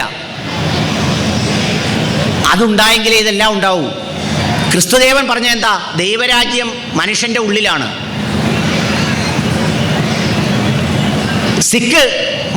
സിഖ് മതത്തിൻ്റെ ഉപജ്ഞാതാവ് പറഞ്ഞ എന്താ? ദൈവത്തിലേക്കുള്ള പാലമാണ് ആചാരങ്ങൾ, അത് ദൈവത്തിലേക്ക് എത്തുന്നതാവണം. അപ്പം അതുകൊണ്ട് മനുഷ്യൻ്റെ ഉള്ളിൽ മതമുണ്ടാകണം, അതിനെ അന്വേഷിക്കണം. അതാണ് ഒന്നാമത്തെ പോയിന്റ്. രണ്ടാമത്തെ പോയിന്റ് എന്താണെന്നറിയാവോ? വായിക്കുന്നതല്ല, അനുഭവിക്കുന്നതാണ് യഥാർത്ഥത്തിൽ നമ്മുടെ ഉള്ളിൽ നിറയുന്നത്. വായിക്കുന്നത് ഒത്തിരി വായിക്കുന്നുണ്ട് നമ്മൾ സാറിനെ കളിയാക്കി പറയുമല്ലോ, രാമായണം വായിച്ചു, കുറേ നേരം കേട്ടോണ്ടിരുന്നു, ഇതെല്ലാം കഴിഞ്ഞിട്ട് അവസാനം ലക്ഷ്മണനും രാമനും തമ്മിലുള്ള ബന്ധം എന്തുവാന്ന് ചോദിച്ചാൽ നമുക്ക് അറിഞ്ഞുകൂടാ. പക്ഷേ അന്നദാന ആ പെരയിലെ ഭക്ഷണം നല്ലതാണെന്ന് നമുക്കറിയാം. എന്താ കാര്യം? അത് ഹൃദയം കൊണ്ട് അനുഭവിച്ച് കഴിച്ചു, മറ്റേത് ഹൃദയം കൊണ്ട് അനുഭവിക്കുന്നില്ല. അതുകൊണ്ട് നമ്മൾ വായിക്കുന്നതല്ല നമ്മുടെ മനസ്സിലുള്ളത്, നമ്മൾ അനുഭവിക്കുന്നതാണ്. അതുകൊണ്ട് എൻ്റെ പ്രിയപ്പെട്ട കാട്ടിൽമേക്കൽ അമ്പലത്തിലെ ഭക്തജനങ്ങളോട് പറയാനുള്ളത്, നിങ്ങളിവിടെ ഇരിക്കുമ്പോൾ ദൈവിക സാന്നിധ്യം നിങ്ങൾ ഹൃദയത്തിൽ അനുഭവിക്കണം. നിങ്ങൾക്ക് ഇത്രയേറെ ജീവിതം തന്നു, നിങ്ങളുടെ കൈകാലുകൾക്ക് ചലനം തന്നു, നിങ്ങൾക്ക് ഈ വർഷവും ഇവിടെ ഭജന ഇരിക്കാൻ വരാൻ കഴിഞ്ഞു, നിങ്ങളിവിടെ എത്തിച്ചേരാൻ കഴിഞ്ഞു. ആ എത്തിച്ചേരാൻ കഴിഞ്ഞിട്ടും നിങ്ങൾ ഏത് മതത്തിലോ ജാതിയിലോ വർഗത്തിലോ വർണ്ണത്തിലോ പെട്ടവരാകട്ടെ, നിങ്ങൾ സത്യസന്ധമായി നിങ്ങളുടെ ആത്മാവിനുള്ളിലേക്ക് നിങ്ങളുടെ വിശ്വാസത്തെ വലിച്ചെടുക്കണം. ഇവിടെ മുഴുവൻ മുസ്ലിങ്ങൾ, മുഴുവൻ ഹിന്ദുക്കൾ, മുഴുവൻ ക്രിസ്ത്യാനികൾ, അങ്ങനെ ആയാൽ ഈ നാട് നന്നാവുമോ? അങ്ങനെ നന്നാവാനാണെങ്കിൽ നമ്മുടെ കുടുംബത്തിനകത്ത് അടിയുണ്ടാവരുതല്ലോ. നമ്മുടെ കുടുംബത്തിൽ 5 മക്കളും അച്ഛനും അമ്മയുണ്ട്. അതിനകത്ത് എന്തായാലും ഹിന്ദുവോ മുസ്ലിമോ ക്രിസ്ത്യാനിയോ ഒരെണ്ണവല്ലേ ഉള്ളൂ. എന്നിട്ട് എന്തിനാ എല്ലാവരും കൂടെ തലതല്ലി പൊട്ടിക്കുന്നത്? എന്തിനാ തലതല്ലി പൊട്ടിക്കുന്നത്? ഇവിടെ ഭജന ഇരിക്കുന്നു. ഈ ഭജനക്കുടിലിൽ ഒരു കുടിലിരിക്കുന്ന ആളിന് അടുത്ത കുടിലിരിക്കുന്നവരോട് സ്നേഹത്തെ ഒന്ന് സംസാരിക്കാനും ഇടപെടാനും സ്നേഹവർത്തമാനം പറയാനും കഴിയുന്നില്ലെങ്കിൽ നമ്മുടെ ഭക്തി എന്താ? നമ്മുടെ ഭക്തി കപടഭക്തിയാണ്. അപ്പോൾ അതുകൊണ്ട് രണ്ടാമത്തെ കാര്യം, വായിക്കുന്നതല്ല, അനുഭവിക്കുന്നതാണ് യഥാർത്ഥത്തിലുള്ള ഭക്തി. ആ അനുഭവത്തിലൂടെയാണ് നമ്മൾ പലതും പഠിക്കുന്നത്. നമ്മൾ ചിലപ്പോൾ പറയൂലേ, എനിക്ക് മറക്കാനൊക്കത്തില്ല, പണ്ടെന്നെ അങ്ങനെ ചെയ്ത ഒരു കൊച്ചച്ഛനുണ്ട്, പണ്ടെന്നെ ഇറക്കി വിട്ട ഒരാളുണ്ട്, എനിക്ക് മറക്കാനൊക്കത്തില്ല. അത് വായിച്ചതല്ല, അനുഭവിച്ചതാണ്. അപ്പോൾ അതുകൊണ്ട് ദൈവികത അനുഭവിക്കാൻ നമ്മൾ പഠിക്കണം. മൂന്നാമത്തത് എന്താണെന്നറിയോ? ദൈവത്തെ അറിയിക്കേണ്ടതില്ല, അറിയുന്നവനാണ് ദൈവം. ഇപ്പം നമ്മളെല്ലാം ദൈവത്തെ അറിയിക്കുന്ന ആളുകളാണ്. ഓരോരോ ഹരഹര എന്നും പറഞ്ഞ് നമ്മൾ ഉറക്കെ വിളിച്ചുകൊണ്ട് പോകും. എന്നിട്ടോ ഈ വിളി അങ്ങോട്ട് തീർന്നു കഴിയുമ്പോൾ പിന്നെ അയലത്തുകാരനാ ഹരഹരോ ഹരഹര എന്ന് വിളിക്കുന്നത്. എന്തിനാണെന്നറിയാവോ?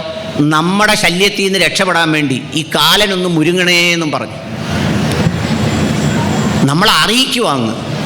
എല്ലാവരും പറയുന്നത് എൻ്റെ വീട്ടിൽ പൂജയുണ്ട്, എൻ്റെ വീട്ടിൽ ഹോമമുണ്ട്, അല്ലെങ്കിൽ 500 പേരുടെ സദ്യ, അല്ലെങ്കിൽ എൻ്റെ കണക്കായിട്ട് കുടിമരം, അല്ലെങ്കിൽ എൻ്റെ കണക്കായിട്ട് വാതിൽ. എന്തിനാ ദൈവത്തിനെ ഇങ്ങനെ അറിയിക്കുന്നത്? ദൈവം ഹൃദയത്തിൽ അറിയുന്നവനാണ്. കൽബിനുള്ളിലാണ് ദൈവം. എൻ്റെ പ്രവൃത്തി എന്താണ്, ഞാനിവിടെ നിന്ന് പ്രസംഗിക്കുമ്പോൾ എൻ്റെ ആഗ്രഹം എന്താണ്, എൻ്റെ ലക്ഷ്യം എന്താണ്? നിങ്ങളെ കബളിപ്പിക്കലാണോ, നിങ്ങളെ വഞ്ചിക്കലാണോ, നിങ്ങളുടെ പോക്കറ്റിലിരിക്കുന്ന കാശ് അടിച്ചെടുക്കലാണോ എൻ്റെ ലക്ഷ്യം? അതെൻ്റെ ഹൃദയത്തിൽ നോക്കിയാണ് എൻ്റെ ദൈവം തീരുമാനിക്കുന്നത്. ആ ഹൃദയം ശുദ്ധമാണോ? അതുകൊണ്ട് അറിയിക്കേണ്ടവനല്ല ദൈവം, സ്വയം അറിയുന്നവനാണെന്നുള്ള ബോധ്യം വേണം. നമ്മൾ ദൈവത്തെ കാണുന്നില്ലെങ്കിലും നമ്മളെ ദൈവം കാണുന്നുണ്ടെന്നുള്ള ബോധം വേണം. വഞ്ചിപ്പാട്ടയിലിടുന്ന കാശ് CCTV അണച്ചിട്ട് മോഷ്ടിച്ചാൽ ദൈവം ഒന്നും വിചാരിക്കത്തില്ല. പണ്ട് ഗൾഫിൽ പോകുമ്പോൾ അറബിയുടെ മേശയുടെ മുമ്പിൽ ഇരുന്നിട്ട് അറബിയോട് മലയാളത്തിൽ ചോദിക്കും, ഞാൻ 1000 റിയാൽ എടുക്കുവാന്നേന്ന്. അപ്പോൾ അറബിക്ക് മനസ്സിലാവത്തില്ലല്ലോ. അപ്പോൾ ചോദിച്ചിട്ടല്ലേ എടുത്തത്, മോഷ്ടിച്ചല്ലല്ലോ. കല്യാണം ഉറപ്പിക്കുമ്പോൾ പറയും, ഇത്ര സ്വർണം, ഇത്ര പവൻ, ഇന്ന കാറ്. ഈ പറയുന്നതല്ലാതെ 10 പൈസ തരത്തില്ല. അപ്പോൾ ആദ്യം കേൾക്കുന്നവർ വിചാരിക്കും ഈ പറഞ്ഞതേ തരുവുള്ളൂ, കൂടുതൽ തരത്തില്ലെന്നാണ്. അങ്ങനല്ല, ഈ പറച്ചിൽ മാത്രമേ ഉള്ളൂ, ഒന്നും തരത്തില്ലെന്നാണ് അതിൻ്റെ അർത്ഥം. അപ്പം അങ്ങനെ ദൈവത്തെ പറ്റിക്കാൻ പറ്റില്ല. അപ്പം അതുകൊണ്ട് മൂന്നാമത്തെ കാര്യം, അറിയിക്കേണ്ടവനല്ല, അറിയുന്നവനാണ് ദൈവം. നാലാമത്തേത്, ഓരോ മതത്തിൻ്റെയും ശത്രുക്കൾ, ഓരോ മതത്തെയും മോഷ്ടിക്കുന്നവർ ആ മതക്കാർ തന്നെയാണ്. ഹിന്ദുവിൻ്റെ ശത്രു മുസ്ലിമല്ല, മുസ്ലിമിൻ്റെ ശത്രു ഹിന്ദുവല്ല, ഇവരുടെ രണ്ടുപേരെ ശത്രു ക്രിസ്ത്യാനിയല്ല. മുസ്ലിമിൻ്റെ ശത്രു കപട മുസ്ലിമാണ്, കള്ള മുസ്ലിമാണ്. ഹിന്ദുവിൻ്റെ ശത്രു കപട ഹിന്ദുവാണ്. യഥാർത്ഥ ഹിന്ദുത്വത്തിൻ്റെ ധാർമ്മികത, അതിൻ്റെ സഹിഷ്ണുത, അതിൻ്റെ വിശാലത ഉൾക്കൊള്ളാൻ കഴിയാത്തവരാ. ഇപ്പോൾ ബോംബ് സ്ഫോടനം നടന്നു ഡൽഹിയിൽ. എല്ലാവർക്കും ഉണ്ട് തൊപ്പിയും താടിയും, എല്ലാവർക്കും ഉണ്ട് കറുത്ത വസ്ത്രം. അത് കപടനാ, അത് കള്ളനാ. അവനാണ് യഥാർത്ഥത്തിൽ ഒരു മതത്തിൻ്റെ ശത്രു. അവനാണ് മോഷ്ടിക്കുന്നത്. കാട്ടിൽ മേക്കതിൽ അമ്പലത്തിൽ മോഷ്ടിക്കാൻ ഏതെങ്കിലും തകളുഞ്ഞിന് പറ്റുമോ? പറ്റത്തില്ല. അതിൻ്റെ വിശ്വാസികൾ എന്ന പേരിൽ കയറുന്നവർക്കേ പറ്റൂ. ശബരിമലയെ മോഷ്ടിച്ചതാരാ? ശബരിമലയെ മോഷ്ടിച്ചതാരാ? അതിൽപ്പെട്ടവരാ. വേറൊരു പള്ളിയിൽ മോഷ്ടിക്കുന്നതാരാ? ആ മതത്തിൽപ്പെട്ടവരാ. അതുകൊണ്ട് നമ്മളെപ്പോഴും ഓർത്തിരിക്കണം, ഒരു മതത്തെ തകർക്കാനും ഇല്ലാതാക്കാനും മോഷ്ടിക്കാനും ആ മതത്തിൽപ്പെട്ടവന് മാത്രമേ കഴിയൂ. അഞ്ചാമത്തെ പോയിന്റ്, ജീവിതം നരകമാക്കി സ്വർഗം കാത്തിരിക്കുന്നതിൽ ഒരർത്ഥവുമില്ല. ജീവിതം മുഴുവൻ നരകമാക്കിയിട്ട് അവിടെ സ്വർഗം കിട്ടുമെന്നും പറഞ്ഞ് കാത്തിരിക്കുന്നതിൽ യാതൊരു കാര്യമില്ല. ചില ആളുകളുണ്ട്, അപ്പനും അമ്മയ്ക്കും 1 ഏക്കർ വസ്തുവുണ്ട്, കൊന്നാൽ അത് മക്കൾക്ക് എഴുതി കൊടുക്കത്തില്ല, അവർ ജീവിക്കാൻ സമ്മതിക്കത്തില്ല. ഞാൻ മരിച്ചു കഴിഞ്ഞ് ഏത്തോട്ടെന്നാണ് പറയുന്നത്. മരിച്ചു കഴിഞ്ഞ് ഏക്കുന്നത് ഔദാര്യമാണോ? മരിച്ചു കഴിഞ്ഞ് പിന്നെ ഞങ്ങൾക്ക് എടുത്തുകൊണ്ട് പോകാനൊക്കുമോ? അങ്ങനെ എടുത്തുകൊണ്ട് പോകാനൊക്കുമായിരുന്നെങ്കിൽ ആരെങ്കിലും ഇവിടെ വെച്ചേച്ച് പോവുമോ? എടാ, അങ്ങോട്ട് നരകത്തിലാണോ സ്വർഗത്തിലാണോ രജിസ്റ്റർ ചെയ്യേണ്ടതെന്ന് മരിക്കുന്നതിന് കുറച്ച് നാൾ മുമ്പ് ദൈവം പറഞ്ഞാൽ അപ്പോഴേ നമ്മൾ പ്രമാണം പോയി കണ്ടുപിടിച്ച് രജിസ്റ്റർ ഓഫീസിൽ പോയി ഇത് നരകത്തിലേക്കോ സ്വർഗത്തിലേക്കോ എഴുതി വെക്കത്തില്ലയോ? എന്ന് പറഞ്ഞാൽ ഇവിടെ മുഴുവൻ നരകമുണ്ടാക്കിയിട്ട്, ഇവിടെ മുഴുവൻ കുഴപ്പങ്ങളും ഉണ്ടാക്കിയിട്ട് സ്വർഗത്തിൽ നല്ല ജീവിതം കിട്ടും എന്നും പറഞ്ഞ് കാത്തിരിക്കുന്നതിൽ ഒരു കാര്യവുമില്ല. അത് 5ാമത്തെ കാര്യം. ഈ കാര്യങ്ങളൊക്കെ മനസ്സിൽ ഓർത്തിരിക്കേണ്ട കാര്യങ്ങളാണ് ഞാൻ പറഞ്ഞത്. ഇതൊന്നും ഒരു ഗ്രന്ഥത്തിൽ കാണൂല ചിലപ്പം. 6ാമത്തെ കാര്യം എന്താണെന്നറിയാവോ? ദൈവവിശ്വാസിയെ മനുഷ്യന് വിശ്വസിക്കാൻ കൊള്ളാത്തവനായി. യഥാർത്ഥ ദൈവവിശ്വാസിയെ മനുഷ്യന് വലിയ വിശ്വാസം വരേണ്ടതാണ്. പക്ഷേ ഇപ്പോഴത്തെ കാലത്ത് എല്ലാ ആളുകളും നമ്മൾ പറയുക, ഒരു സ്ഥലവും വീടും വിൽക്കാനുണ്ട്, തൊട്ടടുത്ത് താമസിക്കുന്നത് ഒരു ദൈവവിശ്വാസിയാന്ന് പറഞ്ഞാൽ പറയും, എൻ്റെ പൊന്നച്ചോ അതിൻ്റെ അടുത്തെങ്ങും വേണ്ട, ദൂരെ എവിടെങ്കിലും മതിയെന്ന്. എല്ലാ ദിവസവും രാവിലെ ചുരണ്ടാൻ നടക്കുക, എല്ലാ ദിവസവും രാവിലെ തകിട് എഴുതിക്കൊണ്ടിടുക, എല്ലാ ദിവസവും രാവിലെ ആണി അടിച്ച് കയറ്റുക, എല്ലാ ദിവസവും രാവിലെ മുട്ട എടുത്ത് അപ്പുറത്ത് അയ്യത്തോട്ട് എറിയുക. ഇതൊക്കെയാണ് ദൈവവിശ്വാസികൾ എന്നുള്ള നിലയിൽ ഇന്ന് നമ്മൾ ചെയ്തുകൊണ്ടിരിക്കുന്നത്. അതുകൊണ്ട് ദൈവവിശ്വാസികളെ കാണാതിരിക്കുക. മുസ്ലിം ഇസ്ലാം മതത്തിലാണെങ്കിലോ വസ്തു കച്ചവടം നടത്താൻ വരുമ്പോൾ എല്ലാവരും പറയുന്നത് അസ്സലാമു അലൈക്കും, ഭയങ്കര കട്ടിയാണ്. അത് പറയുന്ന കേട്ടാൽ തോന്നുവോ സത്യമല്ലാതെ ഇവൻ വേറൊന്നും ചെയ്യത്തില്ലെന്ന്. എന്തിനാ? ആളുകളെ പറ്റിക്കാനാ. കരുനാപ്പള്ളി കണ്ടില്ലേ, ഒരു സ്വർണ്ണക്കടക്കാരൻ വന്ന് തൊപ്പിയും താടിയൊക്കെ വെച്ച് ഈ നാട്ടിലുള്ള മൊത്തം എൻ്റെ ആമാട കീറിക്കൊണ്ടങ്ങ് പോയി. 400 കോടി 500 കോടി എന്നൊക്കെയാണ് പറയുന്നത്. അപ്പം യഥാർത്ഥത്തിൽ നമ്മൾ മക്കളെ കെട്ടിച്ചു വിടുമ്പോൾ, ഞാൻ എൻ്റെ അടുത്ത് ചോദിച്ചാൽ പറയും, നമ്മുടെ പിള്ളേരെ കെട്ടിച്ചു വിടുമ്പം വലിയ ഭക്തിയുള്ള അമ്മായിയപ്പനും ഈ എന്താ പറയുന്ന കുരിയാലയുള്ള വീട്ടിലൊന്നും കെട്ടിച്ചു വിടരുത്. വലിയ കുഴപ്പമോ. ഈ പെൺപിള്ളേർക്ക് ജീവിക്കാനൊക്കത്തില്ല. അല്ലെങ്കിൽ കൊള്ളാൻ നമ്മുടെ വീട്ടിൽ അതിനേക്കാൾ വലിയ കുരിയാല വേണം, ഇയാളെയും കൂടെ പോയിക്കുന്ന സൈസ്. ഇല്ലെങ്കിൽ എന്താ അറിയുക, ഈ പെണ്ണ് അവിടെ ചെന്ന് ജോലിക്ക് നിൽക്കുമ്പോൾ അവിടെ ഇല്ല വേലക്കാരിയുടെ കൂട്ട് കണ്ടിട്ട് നീ എഞ്ഞു വന്നത് ഞങ്ങളുടെ വീട്ടിൽ പണ്ട് പോലെ കുരിയാല ഉണ്ടായിരുന്നു. കുരിയാലേ ഉള്ളു, കക്കൂസിലെ പൈപ്പിൽ കൂടെ വെള്ളം വരുത്തില്ല. ഉടുത്തേക്കുന്ന മുണ്ട് 50 കൊല്ലം മുമ്പ് വാങ്ങിച്ചതാണ്. എന്നിട്ട് വലിയ മേനി പറിച്ചില്ല. എൻ്റെ അച്ഛൻ്റെ അപ്പൂപ്പൻ്റെ മറ്റേൻ്റെ അപ്പൂപ്പനായിരുന്നു അവിടുത്തെ ഓച്ചറ അമ്പലത്തിലേക്കുള്ള സ്ഥലമെല്ലാം ഉണ്ടാക്കി കൊടുത്തത്. അതുകൊണ്ട് അതിൻ്റെ സോക്കേടും കൊണ്ടിരിക്കുക ഇപ്പോഴും. യഥാർത്ഥത്തിൽ അതാണോ ദൈവത്തിനറിയാം. അപ്പം അതുകൊണ്ട് ദൈവവിശ്വാസിയെ കണ്ടാൽ മനുഷ്യർ പേടിച്ചു പോകുന്ന കാലമാണ്. യഥാർത്ഥത്തിൽ ദൈവവിശ്വാസിയെ കണ്ടാൽ സ്നേഹത്തോടെ മനുഷ്യൻ അടുക്കേണ്ടതാണ്. ഇപ്പോൾ അങ്ങനെയല്ല. അടുത്ത 7ാമത്തെ കാര്യം, ഈ ഭക്തി ധർമ്മം എന്നൊക്കെ പറയുന്നത് അവനവനിൽ വേണം വായിക്കാൻ. അവനവനിലാണത് വായിച്ചു തീരേണ്ടത്. അവിടെയാണ് ഞാൻ നേരത്തെ പറഞ്ഞ ശ്രീനാരായണ ഗുരുദേവനെ പോലെയുള്ള ആളുകളുടെ ഏറ്റവും പ്രധാനപ്പെട്ട നന്നാക്കൽ അവനവനെ നന്നാക്കലായിരുന്നു. അവനവൻ്റെ ആത്മാവിനെ നന്നാക്കലാണ്, അയലത്തുകാരനെ നന്നാക്കലല്ല, വേറൊരു മതക്കാരനെയും നന്നാക്കലല്ല. അപ്പോൾ അതുകൊണ്ട് ഭക്തി വായിക്കുമ്പോൾ നമ്മൾ ഓരോരുത്തരും ഞാൻ എത്രത്തോളം നന്നായി. ഞാൻ 12 ദിവസം ഇവിടെ ഭജനയ്ക്കിരുന്നു. ഇവിടെ ഭജന ഇരിക്കുമ്പോൾ ഒരുപാട് പരിമിതികളുണ്ട്. നമ്മൾ സാധാരണ കല്യാണത്തിന് പോകുമല്ലോ, കല്യാണത്തിന് പോയിട്ട് കല്യാണം എങ്ങനെ ഉണ്ടായിരുന്നു എന്ന് ചോദിച്ചാൽ ആ പെണ്ണും ചെറുക്കനും സന്തോഷമായിട്ട് ജീവിക്കട്ടെ എന്ന് പറയുന്നവരാരും ഉണ്ടാവില്ല. കല്യാണം എങ്ങനെ ഉണ്ടായിരുന്നു എന്ന് ചോദിച്ചാൽ പറയും, ഓ മസാലയൊന്നും ഇല്ലായിരുന്നു, ചോറ് മാത്രമേ ഉള്ളായിരുന്നു, അല്ലെങ്കിൽ അരി നല്ലപോലെ വെന്തില്ല, അല്ലെങ്കിൽ പഴം ഇച്ചിരി പച്ചയായിപ്പോയി. പെണ്ണിനെ കണ്ടോ ഇല്ല, ചെറുക്കനെ കണ്ടോ ഇല്ല. അത് ഈ മുസ്ലിങ്ങളുടെ കല്യാണമാണെങ്കിൽ ആ കല്യാണം നടക്കുന്നിടത്തോട്ടേ പോകണ്ട, ചെന്ന് ഇടിക്കകത്തോട്ട് നിന്നു കൊടുത്താൽ മതി. നമ്മളെ ഇടിച്ചെടുത്ത് അകത്തുകൊണ്ട് എന്ന് ഇരുത്തി ആഹാരം കഴിപ്പിച്ച് തിരിച്ചിടിക്ക് പുറത്തുകൊണ്ട് വിടും. ആകെപ്പാട് നമ്മൾ സൂക്ഷിക്കേണ്ടത് ഇതുപോലെ മുണ്ടാന്നേ ബലമായിട്ട് പിടിച്ചോണം, ഇല്ലെങ്കിൽ ഇതില്ലാതായിരിക്കും അകത്ത് പോകുന്നത്. ഞാൻ ഈ കല്യാണം ആലോചിക്കാൻ വരുന്ന ആളുകളോടെല്ലാം ചോദിക്കും, എടാ നീ എന്തിനാടാ ഈ ശത്രുക്കളെല്ലാം കൂടെ വിളിച്ച് ചോറ് കൊടുക്കുന്നത്? ഈ കല്യാണത്തിന് വിളിക്കുന്നതിൽ ഒരു 10% പേരേ കാണത്തുള്ളൂ മിത്രങ്ങൾ. ബാക്കി മുഴുവൻ ആളുകളും വരുന്നത് ഈ കല്യാണം കലങ്ങണമെന്നുള്ള ആഗ്രഹത്തിലാണ്. നമ്മളൊക്കെ ഈ പാചകപ്പരയ്ക്ക് അകത്ത് നിൽക്കുമ്പോൾ കാണാൻ ചില ഒരു ആഗ്രഹവും ഇല്ലാത്ത ചിറ്റപ്പം വന്ന് എത്തി നോക്കുന്നു, ചോറുണ്ടോ എന്ന്. എന്തിനാ? തീർന്നെങ്കിൽ അപ്പുറത്ത് പോയി കലക്കാനാ തീർന്നെന്ന്. ഈ സൈസ് ആളുകളാണ്. ഭക്തി എന്ന് പറഞ്ഞാൽ മുടിഞ്ഞ ഭക്തി. എവിടെ നോക്കിയാലും അമ്പലം മുഴുവൻ കീർത്തനം, പള്ളി മുഴുവൻ നിസ്കാരം, പിന്നെ ക്രിസ്ത്യൻ പള്ളി മുഴുവൻ ബൈബിള് വായന. ഒരുത്തനെ കൊള്ളാവുന്നവനെ, സ്നേഹമുള്ള, വിശ്വസിച്ചൊരു കാര്യം പറയാൻ പറ്റുന്നവനെ കിട്ടാനില്ല. ഉണ്ടോ? നിങ്ങൾ പറ, ഞാൻ പറയുന്ന തെറ്റാണ്. ആരെടുത്തെങ്കിലും വിശ്വസിച്ച്, ഇപ്പോൾ പിന്നെ ആരെങ്കിലും ഒരാൾ വിശ്വസിച്ച് പറയുക, ഞാൻ എൻ്റെ സുഹൃത്ത്, ഞാൻ പിന്നെ ദിനേശിനോട് പറയുക, അല്ലെ സജിത്തിനോട് പറയുക, എൻ്റെ മോളെ കെട്ടിക്കണം ദിനേശേ, എനിക്ക് പടിഞ്ഞാറ് ഇച്ചിരി സ്ഥലം വിൽക്കണം. ഭയങ്കര സങ്കടപ്പെട്ടാ പറയുന്നത്. അപ്പം തന്നെ ദിനേശ് എന്തോ എന്നറിയാവോ, പെട്ടെന്ന് പുറത്തോട്ടിറങ്ങിയ ദിനേശ് അങ്ങ് ബ്രോക്കറാവും. എന്നിട്ട് എൻ്റെ അടുത്ത് ചോദിക്കും, സാറേ എത്ര രൂപയ്ക്ക് കൊടുക്കും?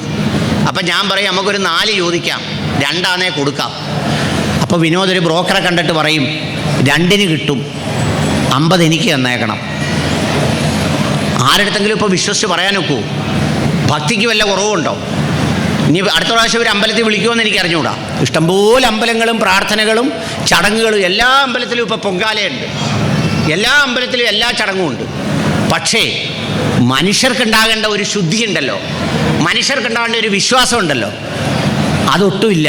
ഈ ധർമ്മം എന്നൊക്കെ നിങ്ങൾ പറയുമ്പോൾ നിങ്ങൾ വിചാരിക്കരുത് രാമായണത്തിലെ മഹാഭാരതത്തിലെയൊക്കെ വലിയ ധർമ്മം ഞങ്ങളെങ്ങനെയാണ് ചെയ്യുന്നതെന്ന്. ഞാനൊരു ഉദാഹരണം പറയാം. എൻ്റെ മനസ്സിൽ തോന്നിയ ഒരു കൊച്ചു നന്മ പറയുക.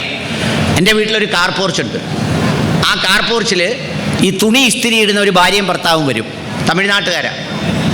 അവർ കൊണ്ടുവന്ന് ആ വണ്ടി അവിടെ ഇടും. എൻ്റെ വണ്ടിക്ക് 10-16 ലക്ഷം രൂപ വിലയുണ്ട്. അവർ കൊണ്ടുവന്ന് മുമ്പിലിടുമ്പോൾ എൻ്റെ വണ്ടിയുടെ പകുതി പുറത്ത് കിടക്കുക. എൻ്റെ വണ്ടിക്കകത്ത് മഴ പെയ്യും, വെയിലും ഉള്ളൂ. പക്ഷെ ഞാൻ ആലോചിച്ചപ്പം അയാളുടെ ഉപജീവനമാർഗമാണ് ഈ വണ്ടി. ഇത് 10-15 രൂപയെ വിലയുള്ളൂ. പക്ഷേ ഇത് മഴ നനഞ്ഞാൽ നശിച്ചു പോകും. എൻ്റെ കാറ് മഴ നനഞ്ഞാൽ കുഴപ്പമൊന്നും ഉണ്ടാവില്ല. അപ്പോൾ 2 ദിവസം വേണമെങ്കിലും അയാളുടെ വണ്ടി അവിടെ കിടന്നോട്ടെന്ന് വെക്കും. നമ്മളാണെ എന്തു ചെയ്യും? അവനെ വിളിപ്പിക്കും, അവനെ ചാടിക്കും. നിൻ്റെ തന്തയുടെ വകയാണോടാ ഇത് ഇവിടെ കൊണ്ടിടാൻ എന്ന് ചോദിക്കും. ഈ റോഡിലെല്ലാം വെള്ളം കിടക്കുന്നത് എന്താ? പഞ്ചായത്ത് മെമ്പർമാരും എല്ലാം അവിടെ കൊണ്ടുവന്ന് അടിച്ചതാണോ? അല്ല. ഈ റോഡിലൊക്കെ പണ്ടും വെള്ളം ഉണ്ടായിരുന്നു, മഴയുണ്ടായിരുന്നു, വെള്ളപ്പൊക്കം ഉണ്ടായിരുന്നു. അന്ന് നമ്മുടെ കയ്യിലൊന്നും കാശില്ലായിരുന്നു. അന്ന് നമ്മളൊന്നും മതിൽ കെട്ടിയില്ല. ഇപ്പം നമ്മൾ മതിൽ കെട്ടി, നമ്മുടെ അയ്യത്തോട്ട് വെള്ളം കയറരുത്. എല്ലാവരും മതിൽ കെട്ടിക്കഴിഞ്ഞപ്പോൾ എന്തോ ആയി? വെള്ളം അനാഥമായി റോഡിൽ കിടക്കുക. നമ്മൾ പഞ്ചായത്ത് മെമ്പറെ വിളിച്ചേച്ച് പറയുന്നത് നീ ഇത് കുടിച്ച് പറ്റിക്കണമെന്നാണ്. ഒരു മരണം ഉണ്ടായി നമ്മുടെ നാട്ടിൽ, അടുത്തൊരു വീട്ടിൽ. ആ മരണം ഉണ്ടായാൽ എത്ര വീടുകളാണ് ആ ഗേറ്റ് ഒന്ന് തുറന്നിടുന്നത്? ആ മരിച്ച വീട്ടിൽ വരുന്നവരുടെ കാറൊന്ന് വീട്ടിൻ്റെ മുമ്പിൽ ഇടാൻ വേണ്ടി ഇടൂല. കരുനാഗപ്പള്ളൊരു ഡോക്ടറുണ്ട്, ഇനി നിങ്ങൾ പോകുമ്പോൾ നോക്കിയാൽ മതി, ഞാൻ പേര് പറയുന്നില്ല, അമ്പലത്തിൽ നിന്ന് 500 രൂപ 600 രൂപ കൊടുത്താണ് രോഗി കാണാൻ ചെല്ലുന്നത്. വീടിൻ്റെ ഗേറ്റ് തുറക്കത്തില്ല, ചെറിയൊരു റോഡാണ്. ഈ വരുന്ന വണ്ടിക്കാർ മുഴുവൻ റോഡിൽ കിടന്ന് ഇടിയ. അവരുടെ വീടിനകത്ത് തുറന്നിട്ടാൽ ഒരു 50 വണ്ടി കിടക്കാനുള്ള സ്ഥലമുണ്ട്. അവരെന്താ തുറന്നിടാത്തത്? അവിടെ കുറച്ച് പൊടിയൊക്കെ പറ്റും, അത് വെള്ളം ഒഴിച്ച് കഴുകണം, അതിന് ചിലപ്പോൾ 1000 രൂപ കൊടുക്കണം. ആ 1000 രൂപ അവർക്ക് നഷ്ടപ്പെടുത്താൻ വയ്യാത്തതുകൊണ്ട് റോഡിൽ കിടക്കട്ടെ എന്നാണ് പറയുന്നത്. അവരെയും ചിലപ്പോൾ ഈ സീസണിൽ പോയാൽ എവിടെയെങ്കിലും അമ്പലത്തിൽ നിന്ന് പ്രാർത്ഥിക്കുന്ന കാണാം. ഇങ്ങനെയൊക്കെയുള്ളവർ പ്രാർത്ഥിക്കാൻ വരുമ്പോൾ ദൈവം ഇറങ്ങി പടിഞ്ഞാട്ടങ്ങ് പോകും. അതാണ് സംഭവിക്കുക. അപ്പോൾ അതുകൊണ്ട് ഈ പറഞ്ഞ ഭക്തിയെ അവനവനിൽ വായിക്കണം. പിന്നെ ഭക്തി മാനവികവും ഈശ്വരീയവുമായിരിക്കണം. ഭക്തി എന്ന് പറഞ്ഞാൽ വെറുപ്പല്ല. ഭക്തി മനുഷ്യനോട് സ്നേഹം കാണിക്കലാണ്, മനുഷ്യനോട് ഇഷ്ടം കാണിക്കലാണ്. യഥാർത്ഥ നല്ല ഭക്തനാരാ? മനുഷ്യനെ സ്നേഹിക്കുന്നവരാണ്, സഹോദരങ്ങളെ സ്നേഹിക്കുന്നവരാണ്, കൂടപ്പിറപ്പുകളെ സ്നേഹിക്കുന്നവരാണ്. അതൊരു പ്രധാന കാര്യമാണ്. 9ാമത്തത്, സത്യവും നീതിയും ധർമ്മവും ഇല്ലാത്ത ഭക്തി എന്ന് പറഞ്ഞാൽ ഓട്ട വീണ പാത്രത്തെ പോലെ. നമ്മളെല്ലാം ഒരു പാത്രവും കൊണ്ട് നടക്കുക, പക്ഷേ ആ പാത്രത്തിന് ഓട്ടയുണ്ട്. നമ്മുടെ ഭക്തി യഥാർത്ഥത്തിൽ അതിൽ തങ്ങി നിൽക്കുന്നില്ല. ആ ഭക്തി ഒഴുകിപ്പോയിക്കൊണ്ടേയിരിക്കുക, ആ ഭക്തി നമ്മളിൽ നിൽക്കുന്നില്ല. അപ്പം അതുകൊണ്ട് ഈ പറയുന്ന അവനവനെ നന്നാക്കുന്ന, അവനവനെ വായിക്കുന്ന, അവനവനെ മനസ്സിലാക്കുന്ന, അവനവനെ തിരിച്ചറിയുന്ന ഏറ്റവും പ്രധാനപ്പെട്ട ഈ ഭക്തിയെക്കുറിച്ചാണ് നമ്മൾ യഥാർത്ഥത്തിൽ മനസ്സിലാക്കേണ്ടത്.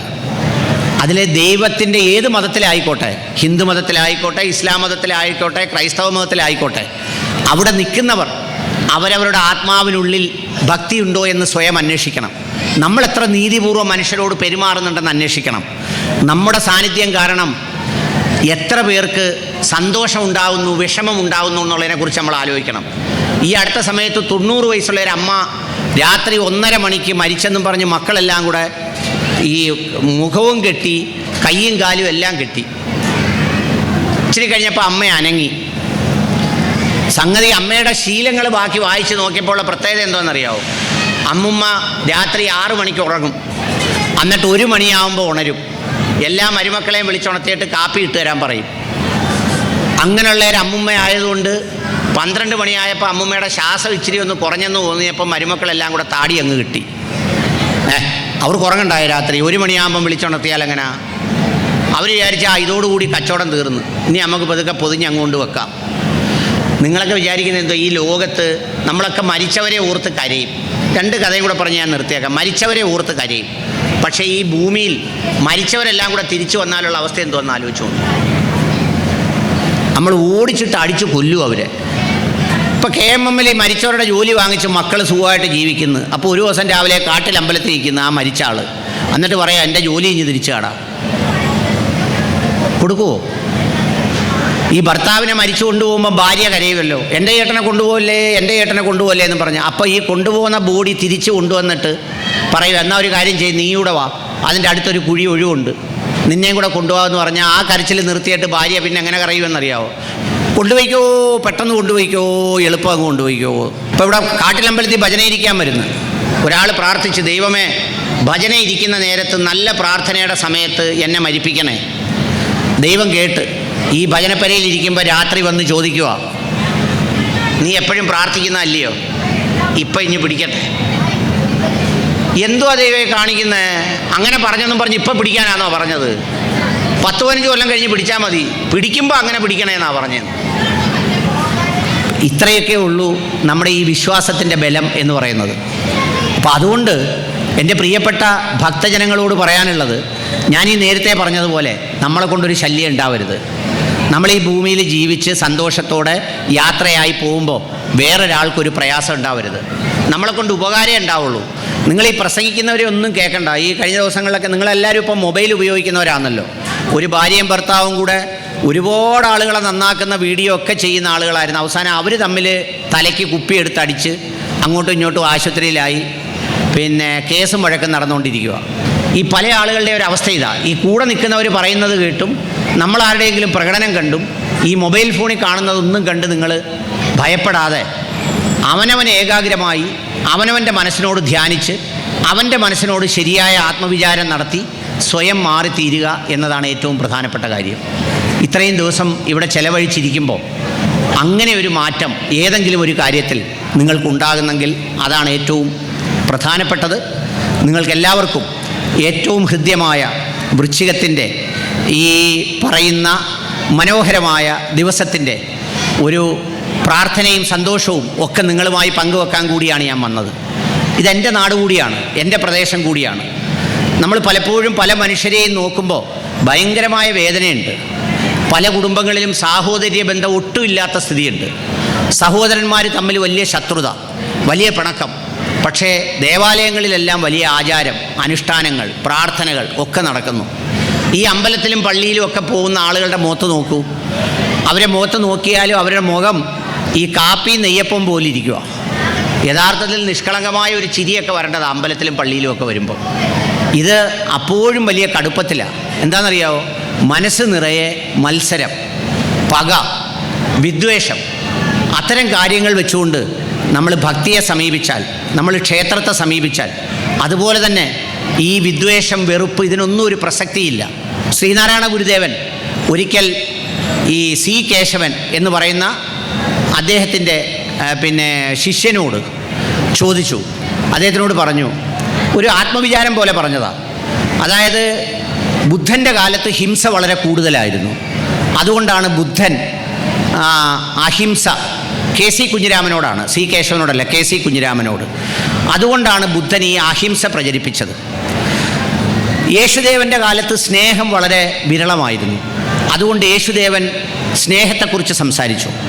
നിന്നെ നിൻ്റെ അയൽക്കാരെ പോലെ സ്നേഹിക്കുക, അവരോട് നന്മ ചെയ്യുക എന്നൊക്കെ പറഞ്ഞു. പ്രവാചകനായ മുഹമ്മദ് നബിയുടെ കാലത്ത് സാഹോദര്യം വളരെ കുറവായിരുന്നു. അതുകൊണ്ട് പ്രവാചകൻ സഹോദരന്മാരെക്കുറിച്ച് കൂടുതൽ, സാഹോദര്യത്തെക്കുറിച്ച് കൂടുതൽ സംസാരിച്ചു. ഞാൻ എൻ്റെ പ്രിയപ്പെട്ട ഹിന്ദു സമൂഹത്തിലെ ആളുകളോട്, എൻ്റെ പ്രിയപ്പെട്ട അമ്മമാരോട്, സഹോദരന്മാരോട് ഏറ്റവും വേദനയോടെ പറയുന്നൊരു കാര്യമാണ്, യഥാർത്ഥത്തിൽ ഈ പറയുന്ന സമുദായം അല്ലെങ്കിൽ ഈ പറയുന്ന ഒരു സമൂഹം ഒരു ആത്മവിചാരം നടത്തി ഒരുപാട് കാര്യങ്ങളിൽ തിരുത്തൽ വരുത്തണം. വളരെയേറെ പേർ മദ്യപിക്കുന്നവരുണ്ട്. ആചാരങ്ങളുടെയും അനുഷ്ഠാനങ്ങളുടെയും ഭാഗമായി വളരെ കൂടുതൽ മദ്യം കഴിച്ച് വരുമാനമില്ലാതെ, തൊഴിലില്ലാതെ രോഗിയായി പോകുന്ന ഒരുപാട് പേരുണ്ട്. അനാഥ മന്ദിരങ്ങളിൽ, അഗതി മന്ദിരങ്ങളിൽ ഒരുപാട് അമ്മമാർ അത് ബാക്കി ഏത് സമുദായത്തെക്കാളും കൂടുതൽ ഹൈന്ദവ സമൂഹത്തിൽ നിന്നുള്ളവരാണ്. ഞാൻ ഈ ചവറ പഞ്ചായത്തിലുള്ള ഒരു അമ്മയെ കാണാനിടയായി. ബന്ധുക്കൾ തിരക്കുമ്പോൾ ഒരുപാട് ബന്ധുക്കളുണ്ട്, ഒരുപാട് ആളുകളുണ്ട്. മരിക്കുമ്പോൾ സഞ്ചയനം നടത്താൻ ആളുകളുണ്ട്, വലിയ വലിപ്പം പറയാൻ ആളുകളുണ്ട്. നമ്മളെന്തെങ്കിലും മാർഗമുള്ളവരാണെങ്കിൽ വലിയ വലിപ്പമൊക്കെ പറഞ്ഞ് നമ്മൾ ഇന്ന കുടുംബത്തിലെ ഇന്നാരെന്നൊക്കെ പറയും. പക്ഷേ ഈ അമ്മമാരെ ഉപേക്ഷിക്കാൻ പാടില്ല, അമ്മമാരെ അങ്ങനെ അനാഥരാക്കാൻ പാടില്ല. കാണുമ്പോൾ ഭയങ്കര സങ്കടം വരാറുണ്ട്. എൻ്റെ ഉമ്മ മരണപ്പെട്ടിട്ട് 1 വർഷം ആകുന്നതേ ഉള്ളൂ. ഓരോ നിമിഷവും ഞാൻ എൻ്റെ ഉമ്മയെ ഓർക്കാറുണ്ട്. ഓരോ നിമിഷത്തിലും തനിച്ചിരുന്ന് ആരും കാണാതെ കരയാറുണ്ട്. അപ്പം ഞാൻ ഓർക്കും, എന്തേ ഈ അമ്മമാരെ ഇങ്ങനെ കൊണ്ടുവന്ന് ഉപേക്ഷിക്കാൻ മക്കൾക്ക് തോന്നുന്നു? അവരെ വളർത്തി വലുതാക്കിയ, അവർക്ക് വേണ്ടി കഷ്ടപ്പെട്ട, അവർക്ക് വേണ്ടി ഒരുപാട് ഉറക്കമൊഴിഞ്ഞ, ഒരുപാട് പ്രയാസപ്പെട്ട നമ്മളൊക്കെ ഒരു അമ്മയുടെ വേദന അല്ലെങ്കിൽ അച്ഛൻ്റെ വേദനയൊക്കെ തിരിച്ചറിയുമ്പോഴേക്ക് അവരൊക്കെ നമ്മളിൽ നിന്ന് യാത്രയായിട്ടുണ്ടാവും. അതുകൊണ്ട് ഈ ഭജനയിരിക്കുന്ന പ്രിയപ്പെട്ടവരോട് എനിക്ക് പറയാനുള്ളത്, നിങ്ങൾ ബന്ധങ്ങളും സ്നേഹങ്ങളും നന്നാക്കുക, മനുഷ്യരെ സ്നേഹിക്കുക. അത് ഏത് ജാതിയും ഏത് മതത്തിലും പെട്ടവരാവട്ടെ. ഇന്ന് ഓച്ചിറയിലൊരു സ്ത്രീ മരിച്ചു. അവരുടെ പേര് ഷാജിദ എന്നോ മറ്റോ ആണ്. ആ സ്ത്രീ തൻ്റെ സുഹൃത്തായ വത്സലെന്നോ മറ്റോ പറയുന്ന ഒരു സുഹൃത്തിന് മരുന്നും കൊണ്ട് ആലപ്പുഴ മെഡിക്കൽ കോളേജിൽ പോയതാണ്. അത് കൊടുത്തിട്ട് മടങ്ങി വരുന്ന വഴിക്ക് കുഴഞ്ഞു വീണ് മരിച്ചു. നമ്മൾക്കിടയിലേക്ക് ജാതിയും മതവും വിദ്വേഷവും വെറുപ്പും പണവും, നമ്മുടെ ശ്രീനാരായണ ഗുരുദേവൻ പറയുന്നല്ലോ, ജാതിഭേദം മതദ്വേഷം ഏതുമില്ലാതെ സർവരും സോദരത്വേന വാഴുന്ന മാതൃകാസ്ഥാനമാണ് എന്ന് പറഞ്ഞ പ്രയോഗത്തിൻ്റെ അർത്ഥം ഏതുമില്ലാതെ സർവരും, ഏതുമില്ലാതെ എന്നുള്ളിടത്ത് ജാതിയും മതവും മാത്രമല്ല, പണത്തിൻ്റെ പേരിൽ നമ്മൾ മനുഷ്യനെ വിലയിരുത്താൻ പാടില്ല. പണത്തിൻ്റെ പേരിൽ നമ്മൾ മനുഷ്യരെ തിരസ്കരിക്കാൻ പാടില്ല. അതാണ് ഏതുമില്ലാതെ സർവരും, എല്ലാ മനുഷ്യരും സോദരത്തേന, സഹോദരന്മാരെ പോലെ അനുകമ്പയോടെ സ്നേഹത്തോടെ. നമ്മളൊക്കെ പറയുന്നു നമ്മൾ ശ്രീനാരായണ ഗുരുദേവൻ്റെ ശിഷ്യനാണ്. ഞാൻ ഗുരുദേവനെക്കുറിച്ച് വായിച്ച് സത്യത്തിൽ അത്ഭുതപ്പെട്ടു പോയി. ഗുരുദേവന് ക്രിസ്ത്യാനിയായ ശിഷ്യനുണ്ട്, മുസ്ലിമായ ഖാദർ സ്വാമിയുണ്ട്, ജോൺ തീർത്ഥർ എന്ന് പറയുന്ന ക്രൈസ്തവനായ ശിഷ്യനുണ്ട്, സിഖുകാരനായ ശിഷ്യനുണ്ട് ഗുരുദേവന് നിരീശ്വരവാദിയായ ശിഷ്യനുണ്ട്. ഖാദർ സ്വാമി എന്ന് പറയുന്ന ശിഷ്യൻ, അദ്ദേഹം മുസ്ലിമാണ്. അദ്ദേഹം ശ്രീലങ്കയിൽ വെച്ച് ശ്രീനാരായണ ഗുരുദേവനെ കണ്ടിട്ട് ഗുരുദേവനോട് ചോദിച്ചു, മുസ്ലിമായ എനിക്ക് അങ്ങയുടെ ശിഷ്യനാകാൻ ഒക്കുമോ? അപ്പോൾ ഗുരുദേവൻ പറഞ്ഞ മറുപടി, നീ ഏത് മതമായാലും എന്താ, നിൻ്റെ മതത്തിൽ നീ തുടരൂ. ഞാൻ ഈ പറഞ്ഞതുപോലെ നിൻ്റെ ആത്മാവിനെ സമാധാനപ്പെടുത്തുന്നത് ഏത് പ്രത്യയശാസ്ത്രമാണ്, ഏത് വിശ്വാസമാണ്, ആ വിശ്വാസത്തിൽ നീ തുടരൂ. എന്നിട്ട് നീ നന്മയുടെ വഴിയിലൂടെ സഞ്ചരിക്കും. അങ്ങനെ യഥാർത്ഥത്തിൽ നാനാജാതി മതത്തിൽപ്പെട്ട, നായർ വിഭാഗത്തിൽപ്പെട്ട, ഈഴവ വിഭാഗത്തിൽപ്പെട്ട, നിരീശ്വരവാദിയായ, ക്രൈസ്തവനായ, മുസ്ലിമായ ശിഷ്യന്മാരൊക്കെയും ശ്രീനാരായണ ഗുരുദേവൻ ഉണ്ടായിരുന്നു. അവിടെയാണ് ഗുരുദേവൻ്റെ ഏതുമില്ലാതെ സർവരും, വ്യത്യാസമില്ലാതെ എല്ലാ മനുഷ്യരും ഒന്നായിത്തീരുന്ന ഒരു മനുഷ്യകുലത്തെക്കുറിച്ച് ചിന്തിച്ചത്. അങ്ങനെ ഒന്നായി നമ്മളെല്ലാവരും ഇല്ലാതാകുന്ന യാത്രയായിക്കൊണ്ടിരിക്കുന്ന ഒരു കാലത്തെയാണ് നമ്മൾ തിരിച്ചറിയേണ്ടത്. ഈ പടിഞ്ഞാറുള്ള പൊന്മനയിലെ ഈ കടൽ എത്രയോ മനുഷ്യരുടെ ചിതാഭസ്മം ഏറ്റുവാങ്ങിയിട്ടുണ്ട്. അതിൽ കറുത്തവനും വെളുത്തവനുമുണ്ട്, കുടിലിൽ കിടന്നവനും കൊട്ടാരത്തിൽ കിടന്നവനുമുണ്ട്, സമ്പന്നനും ദരിദ്രനുമുണ്ട്. പക്ഷേ അവനെല്ലാം ഒറ്റ മേൽവിലാസത്തിലാണ് അറിയപ്പെടുന്നത്, പരേതൻ, മരണപ്പെട്ടു പോയവൻ. യഥാർത്ഥത്തിൽ നമ്മൾ ജീവിക്കുന്ന മനുഷ്യരുടെ ലോകത്തിലല്ല, മനുഷ്യരുടെ മേലെയാണ്. ഈ ലോകത്ത് ജീവിച്ചിരിക്കുന്നവർ വളരെ ന്യൂനപക്ഷമാണ്, മരിച്ചവരാണ് മഹാഭൂരിപക്ഷം. ആ മരിച്ചവരുടെ ഗണത്തിലേക്ക് നാളെ ചെന്ന് ചേർക്കപ്പെടുന്നവരാണ് നമ്മൾ. ഞാൻ ഈ സംസാരിക്കുന്ന നിമിഷവും, ഞാൻ ഇവിടെ നിൽക്കുന്ന ഈ സമയവും എല്ലാം നാളെ ഓർമ്മകളാണ്. കുറേ കാലം കഴിയുമ്പോൾ നമ്മളാരും ഈ ഭൂമിയിൽ ജീവിച്ചിരുന്നു എന്ന് പോലും അറിയപ്പെടില്ല, അടയാളപ്പെടുത്തൂല. നിങ്ങളിൽ എത്ര പേർക്ക് അച്ഛൻ്റെ അച്ഛനെ അറിയാം? ചിലപ്പോൾ അച്ഛൻ്റെ അച്ഛനെ അറിയാം, ചിലപ്പോൾ ഒരച്ഛനെയും കൂടി വാശിയുണ്ടെങ്കിൽ അറിഞ്ഞെന്ന് വന്നേക്കാം. അതിനു മുമ്പും നമുക്കൊരച്ഛനുണ്ടായിരുന്നു, അതിനു മുമ്പും നമുക്കൊരമ്മയുണ്ടായിരുന്നു. നമ്മുടെ മുന്നിലുള്ളത് 50, 60, 70 വയസ്സ് വരുന്ന പ്രായത്തിനിടയ്ക്കുള്ള ജീവിതമാണ്. ഈ ജീവിതത്തിൽ നന്മ ചെയ്യുക, സ്നേഹം പ്രകടിപ്പിക്കുക, സ്നേഹം പറയുക. നമ്മൾ തമ്മിൽ കാണുമ്പോൾ, ഈ അറേബ്യൻ നാടുകളിലൊക്കെ പോകുമ്പോൾ നമ്മൾ കാണാറുണ്ട്, സഹോദരങ്ങൾ തമ്മിൽ കാണുമ്പോൾ പരസ്പരം ആലിംഗനം ചെയ്യും, കെട്ടിപ്പിടിക്കും, ചേർത്ത് പിടിക്കും. നമ്മളെപ്പോഴാണ് കെട്ടിപ്പിടിക്കുന്നത്? മരിച്ചു കിടക്കുന്നവനെയാണ് കെട്ടിപ്പിടിക്കുന്നത്. കൊണ്ടുപോകല്ലേ എന്നും പറഞ്ഞ് നമ്മൾ കെട്ടിപ്പിടിക്കുന്നത്. അമ്മയെ ഓർത്തെപ്പോഴാണ് കരയുന്നത്? ബലിയിടാൻ തോർത്തുമായി കടൽ തീരത്ത് പോയിട്ട് തിരിച്ചു വരുമ്പോൾ എല്ലാ മനുഷ്യരുടെയും കണ്ണുകൾ നിറഞ്ഞിരിക്കുന്നത് കാണാറുണ്ട്. പക്ഷെ ജീവിച്ചിരിക്കുമ്പോൾ ആ അമ്മയ്ക്ക് ഒരു മിഠായി വാങ്ങിക്കൊടുക്കാൻ നമുക്ക് കഴിഞ്ഞാൽ, എന്തെങ്കിലും ഒരു മധുരം വാങ്ങിക്കൊടുക്കാൻ കഴിഞ്ഞാൽ, എന്നിട്ട് പല്ലില്ലാത്ത ആ മോണ കാട്ടി ചിരിക്കുമ്പോൾ അത് നോക്കി ഇരിക്കാൻ നമുക്ക് ഭാഗ്യം കിട്ടുമെങ്കിൽ ആ നിമിഷമാണ് ഏറ്റവും ഭാഗ്യത്തിൻ്റെ നിമിഷം. അത് നഷ്ടപ്പെട്ടവനാണ് ഈ ഭൂമിയിൽ ഏറ്റവും നഷ്ടപ്പെട്ടവൻ. യഥാർത്ഥത്തിൽ ആരാണ് ദരിദ്രൻ എന്ന് ചോദിച്ചാൽ ഞാൻ പറയും, സ്നേഹിക്കുന്ന അമ്മയെ നഷ്ടപ്പെട്ടവനാണ് ഈ ഭൂമിയിലെ ഏറ്റവും വലിയ ദരിദ്രൻ. അതിനേക്കാൾ വലിയൊരു ദരിദ്രനില്ല. ആ നഷ്ടം ഒരിക്കലും മാറുകയുമില്ല. അതുകൊണ്ട് എന്നെ കേൾക്കുന്നവർ ജീവിച്ചിരിക്കുന്ന അമ്മമാരുമായി എന്തെങ്കിലും പ്രയാസങ്ങളോ പ്രശ്നങ്ങളോ ഉണ്ടെങ്കിൽ ദയവായി നിങ്ങളോട് ഞാൻ സാറിന് പറയുമല്ലോ, ഈ കാലിൽ തൊട്ട് അപേക്ഷിക്കുന്നത് സ്നേഹബന്ധങ്ങളെ മുറിക്കരുത്, കുടുംബ ബന്ധങ്ങളെ ചേർത്ത് വെക്കണം. അതൊന്നും നമുക്ക് തിരിച്ചു കിട്ടുന്നതല്ല, അതൊക്കെ ദൈവം ചേർത്ത് തന്നതാണ്. നമ്മൾ ഓർക്കണം, ഒരേ ഗർഭപാത്രത്തിൽ നിന്ന് മുമ്പും പിറകുമായി ജനിക്കുന്നു. ആ ജനിക്കുന്ന ബന്ധം മുറിക്കാനൊക്കില്ല. ഭാര്യ ഭർത്തൃബന്ധം നമുക്ക് മുറിച്ചു കളയാം, കുഴപ്പമില്ല. അതിന് നമുക്ക് മൊഴി ചൊല്ലാം, വിവാഹബന്ധം ഏർപ്പെടുത്താം. പക്ഷേ സഹോദര ബന്ധം അങ്ങനെ കഴിയില്ല. ഇപ്പോൾ ഞാൻ പറഞ്ഞല്ലോ, എനിക്ക് ഉമ്മ നഷ്ടപ്പെട്ടു. ഞങ്ങൾ 7 പേരുണ്ട്. ഇപ്പോൾ എന്തെങ്കിലും ഒരു കാര്യം വരുമ്പോൾ ആദ്യം തന്നെ നമ്മൾ ഫോൺ എടുത്ത് വിളിക്കാറുണ്ട്. അത് വേറൊന്നും കണ്ടല്ല, നമ്മളെ ഓർമ്മിപ്പിക്കാൻ ഒരമ്മ വീട്ടിലില്ല എന്ന ചിന്തയുണ്ടല്ലോ, അത് നൽകുന്ന ഒരനാഥത്വമുണ്ട്. ആ അനാഥത്വം വളരെ വലുതാണ്. അതുകൊണ്ട് നമ്മൾ ഭക്തിയുള്ളവരായി, അമ്പലത്തിൽ ഭജനയിരുന്നവരായി, പൂജ നടത്തിയവരായി, ശബരിമലയിൽ എല്ലാ കൊല്ലവും പോകുന്നവരായി ആയിക്കോളൂ. അതൊക്കെ ബാഹ്യമായ ആചാരങ്ങളാണ്, അനുഷ്ഠാനങ്ങളാണ്. പക്ഷേ മനസ്സിൻ്റെ ഉള്ളിൽ സ്നേഹം, നന്മ, നമ്മുടെ ഉള്ളിലുള്ള ആ ഭാവം, അതിനെ സംബന്ധിച്ച് ഒരാത്മവിചാരം നടത്തണം. അതിനുള്ളൊരു വേദിയായി ഈ ഭജന മാറട്ടെ എന്നും അതിനുള്ളൊരു സന്ദർഭമായി എൻ്റെ വാക്കുകൾ ഉപകരിക്കട്ടെ എന്നുമാണ് എൻ്റെ ആഗ്രഹം. അങ്ങനെ ഒരാളെങ്കിലും തൻ്റെ അമ്മയോട്, തൻ്റെ സഹോദരങ്ങളോട്, തൻ്റെ സഹജീവികളോട്, മനുഷ്യരോട്, ഗുരുദേവൻ പറഞ്ഞത് മനുഷ്യൻ ഏത് ജാതിയാണെന്ന് ചോദിച്ചപ്പം ശ്രീനാരായണ ഗുരുദേവൻ പറഞ്ഞത് ജീവജാതിയാണെന്നാണ്. ജീവജാതി. ലോകത്തൊരാളും അങ്ങനെ ഒരു പ്രയോഗം നടത്തിയിട്ടില്ല. ഞാൻ അത്ഭുതപ്പെട്ടു പോയി. ജീവജാതി, അതായത് ഒരു മനുഷ്യൻ്റെ ഉള്ളിൽ ജ്വലിക്കുന്ന ജീവനുണ്ടല്ലോ, കിഡ്നി, ലിവർ, അതുപോലെ തന്നെ അവൻ്റെ ജൈവികമായ എല്ലാ പ്രവർത്തനങ്ങളും അതെല്ലാ മനുഷ്യരിലും സമാനമാണ്.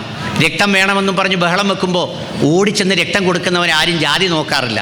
നമ്മുടെ മുന്നിലൂടെ പോകുന്ന ഒരു വാഹനാപകടം ഉണ്ടാകുമ്പോൾ അയ്യോ എന്ന് നമ്മൾ അറിയാതാക്കി പോകും. എന്താണ്? നമ്മുടെ ഉള്ളിലെ ആ ജീവൻ എന്ന് പറഞ്ഞ ജീവജാതി എന്ന് പറയുന്ന ആ മഹാഗണത്തിൽ വരുന്നത് കൊണ്ടാണ്. അതുകൊണ്ട് ആ ഗുരുദേവനൊക്കെ മഹാഋഷിയായിരുന്നു. മഹാഋഷി.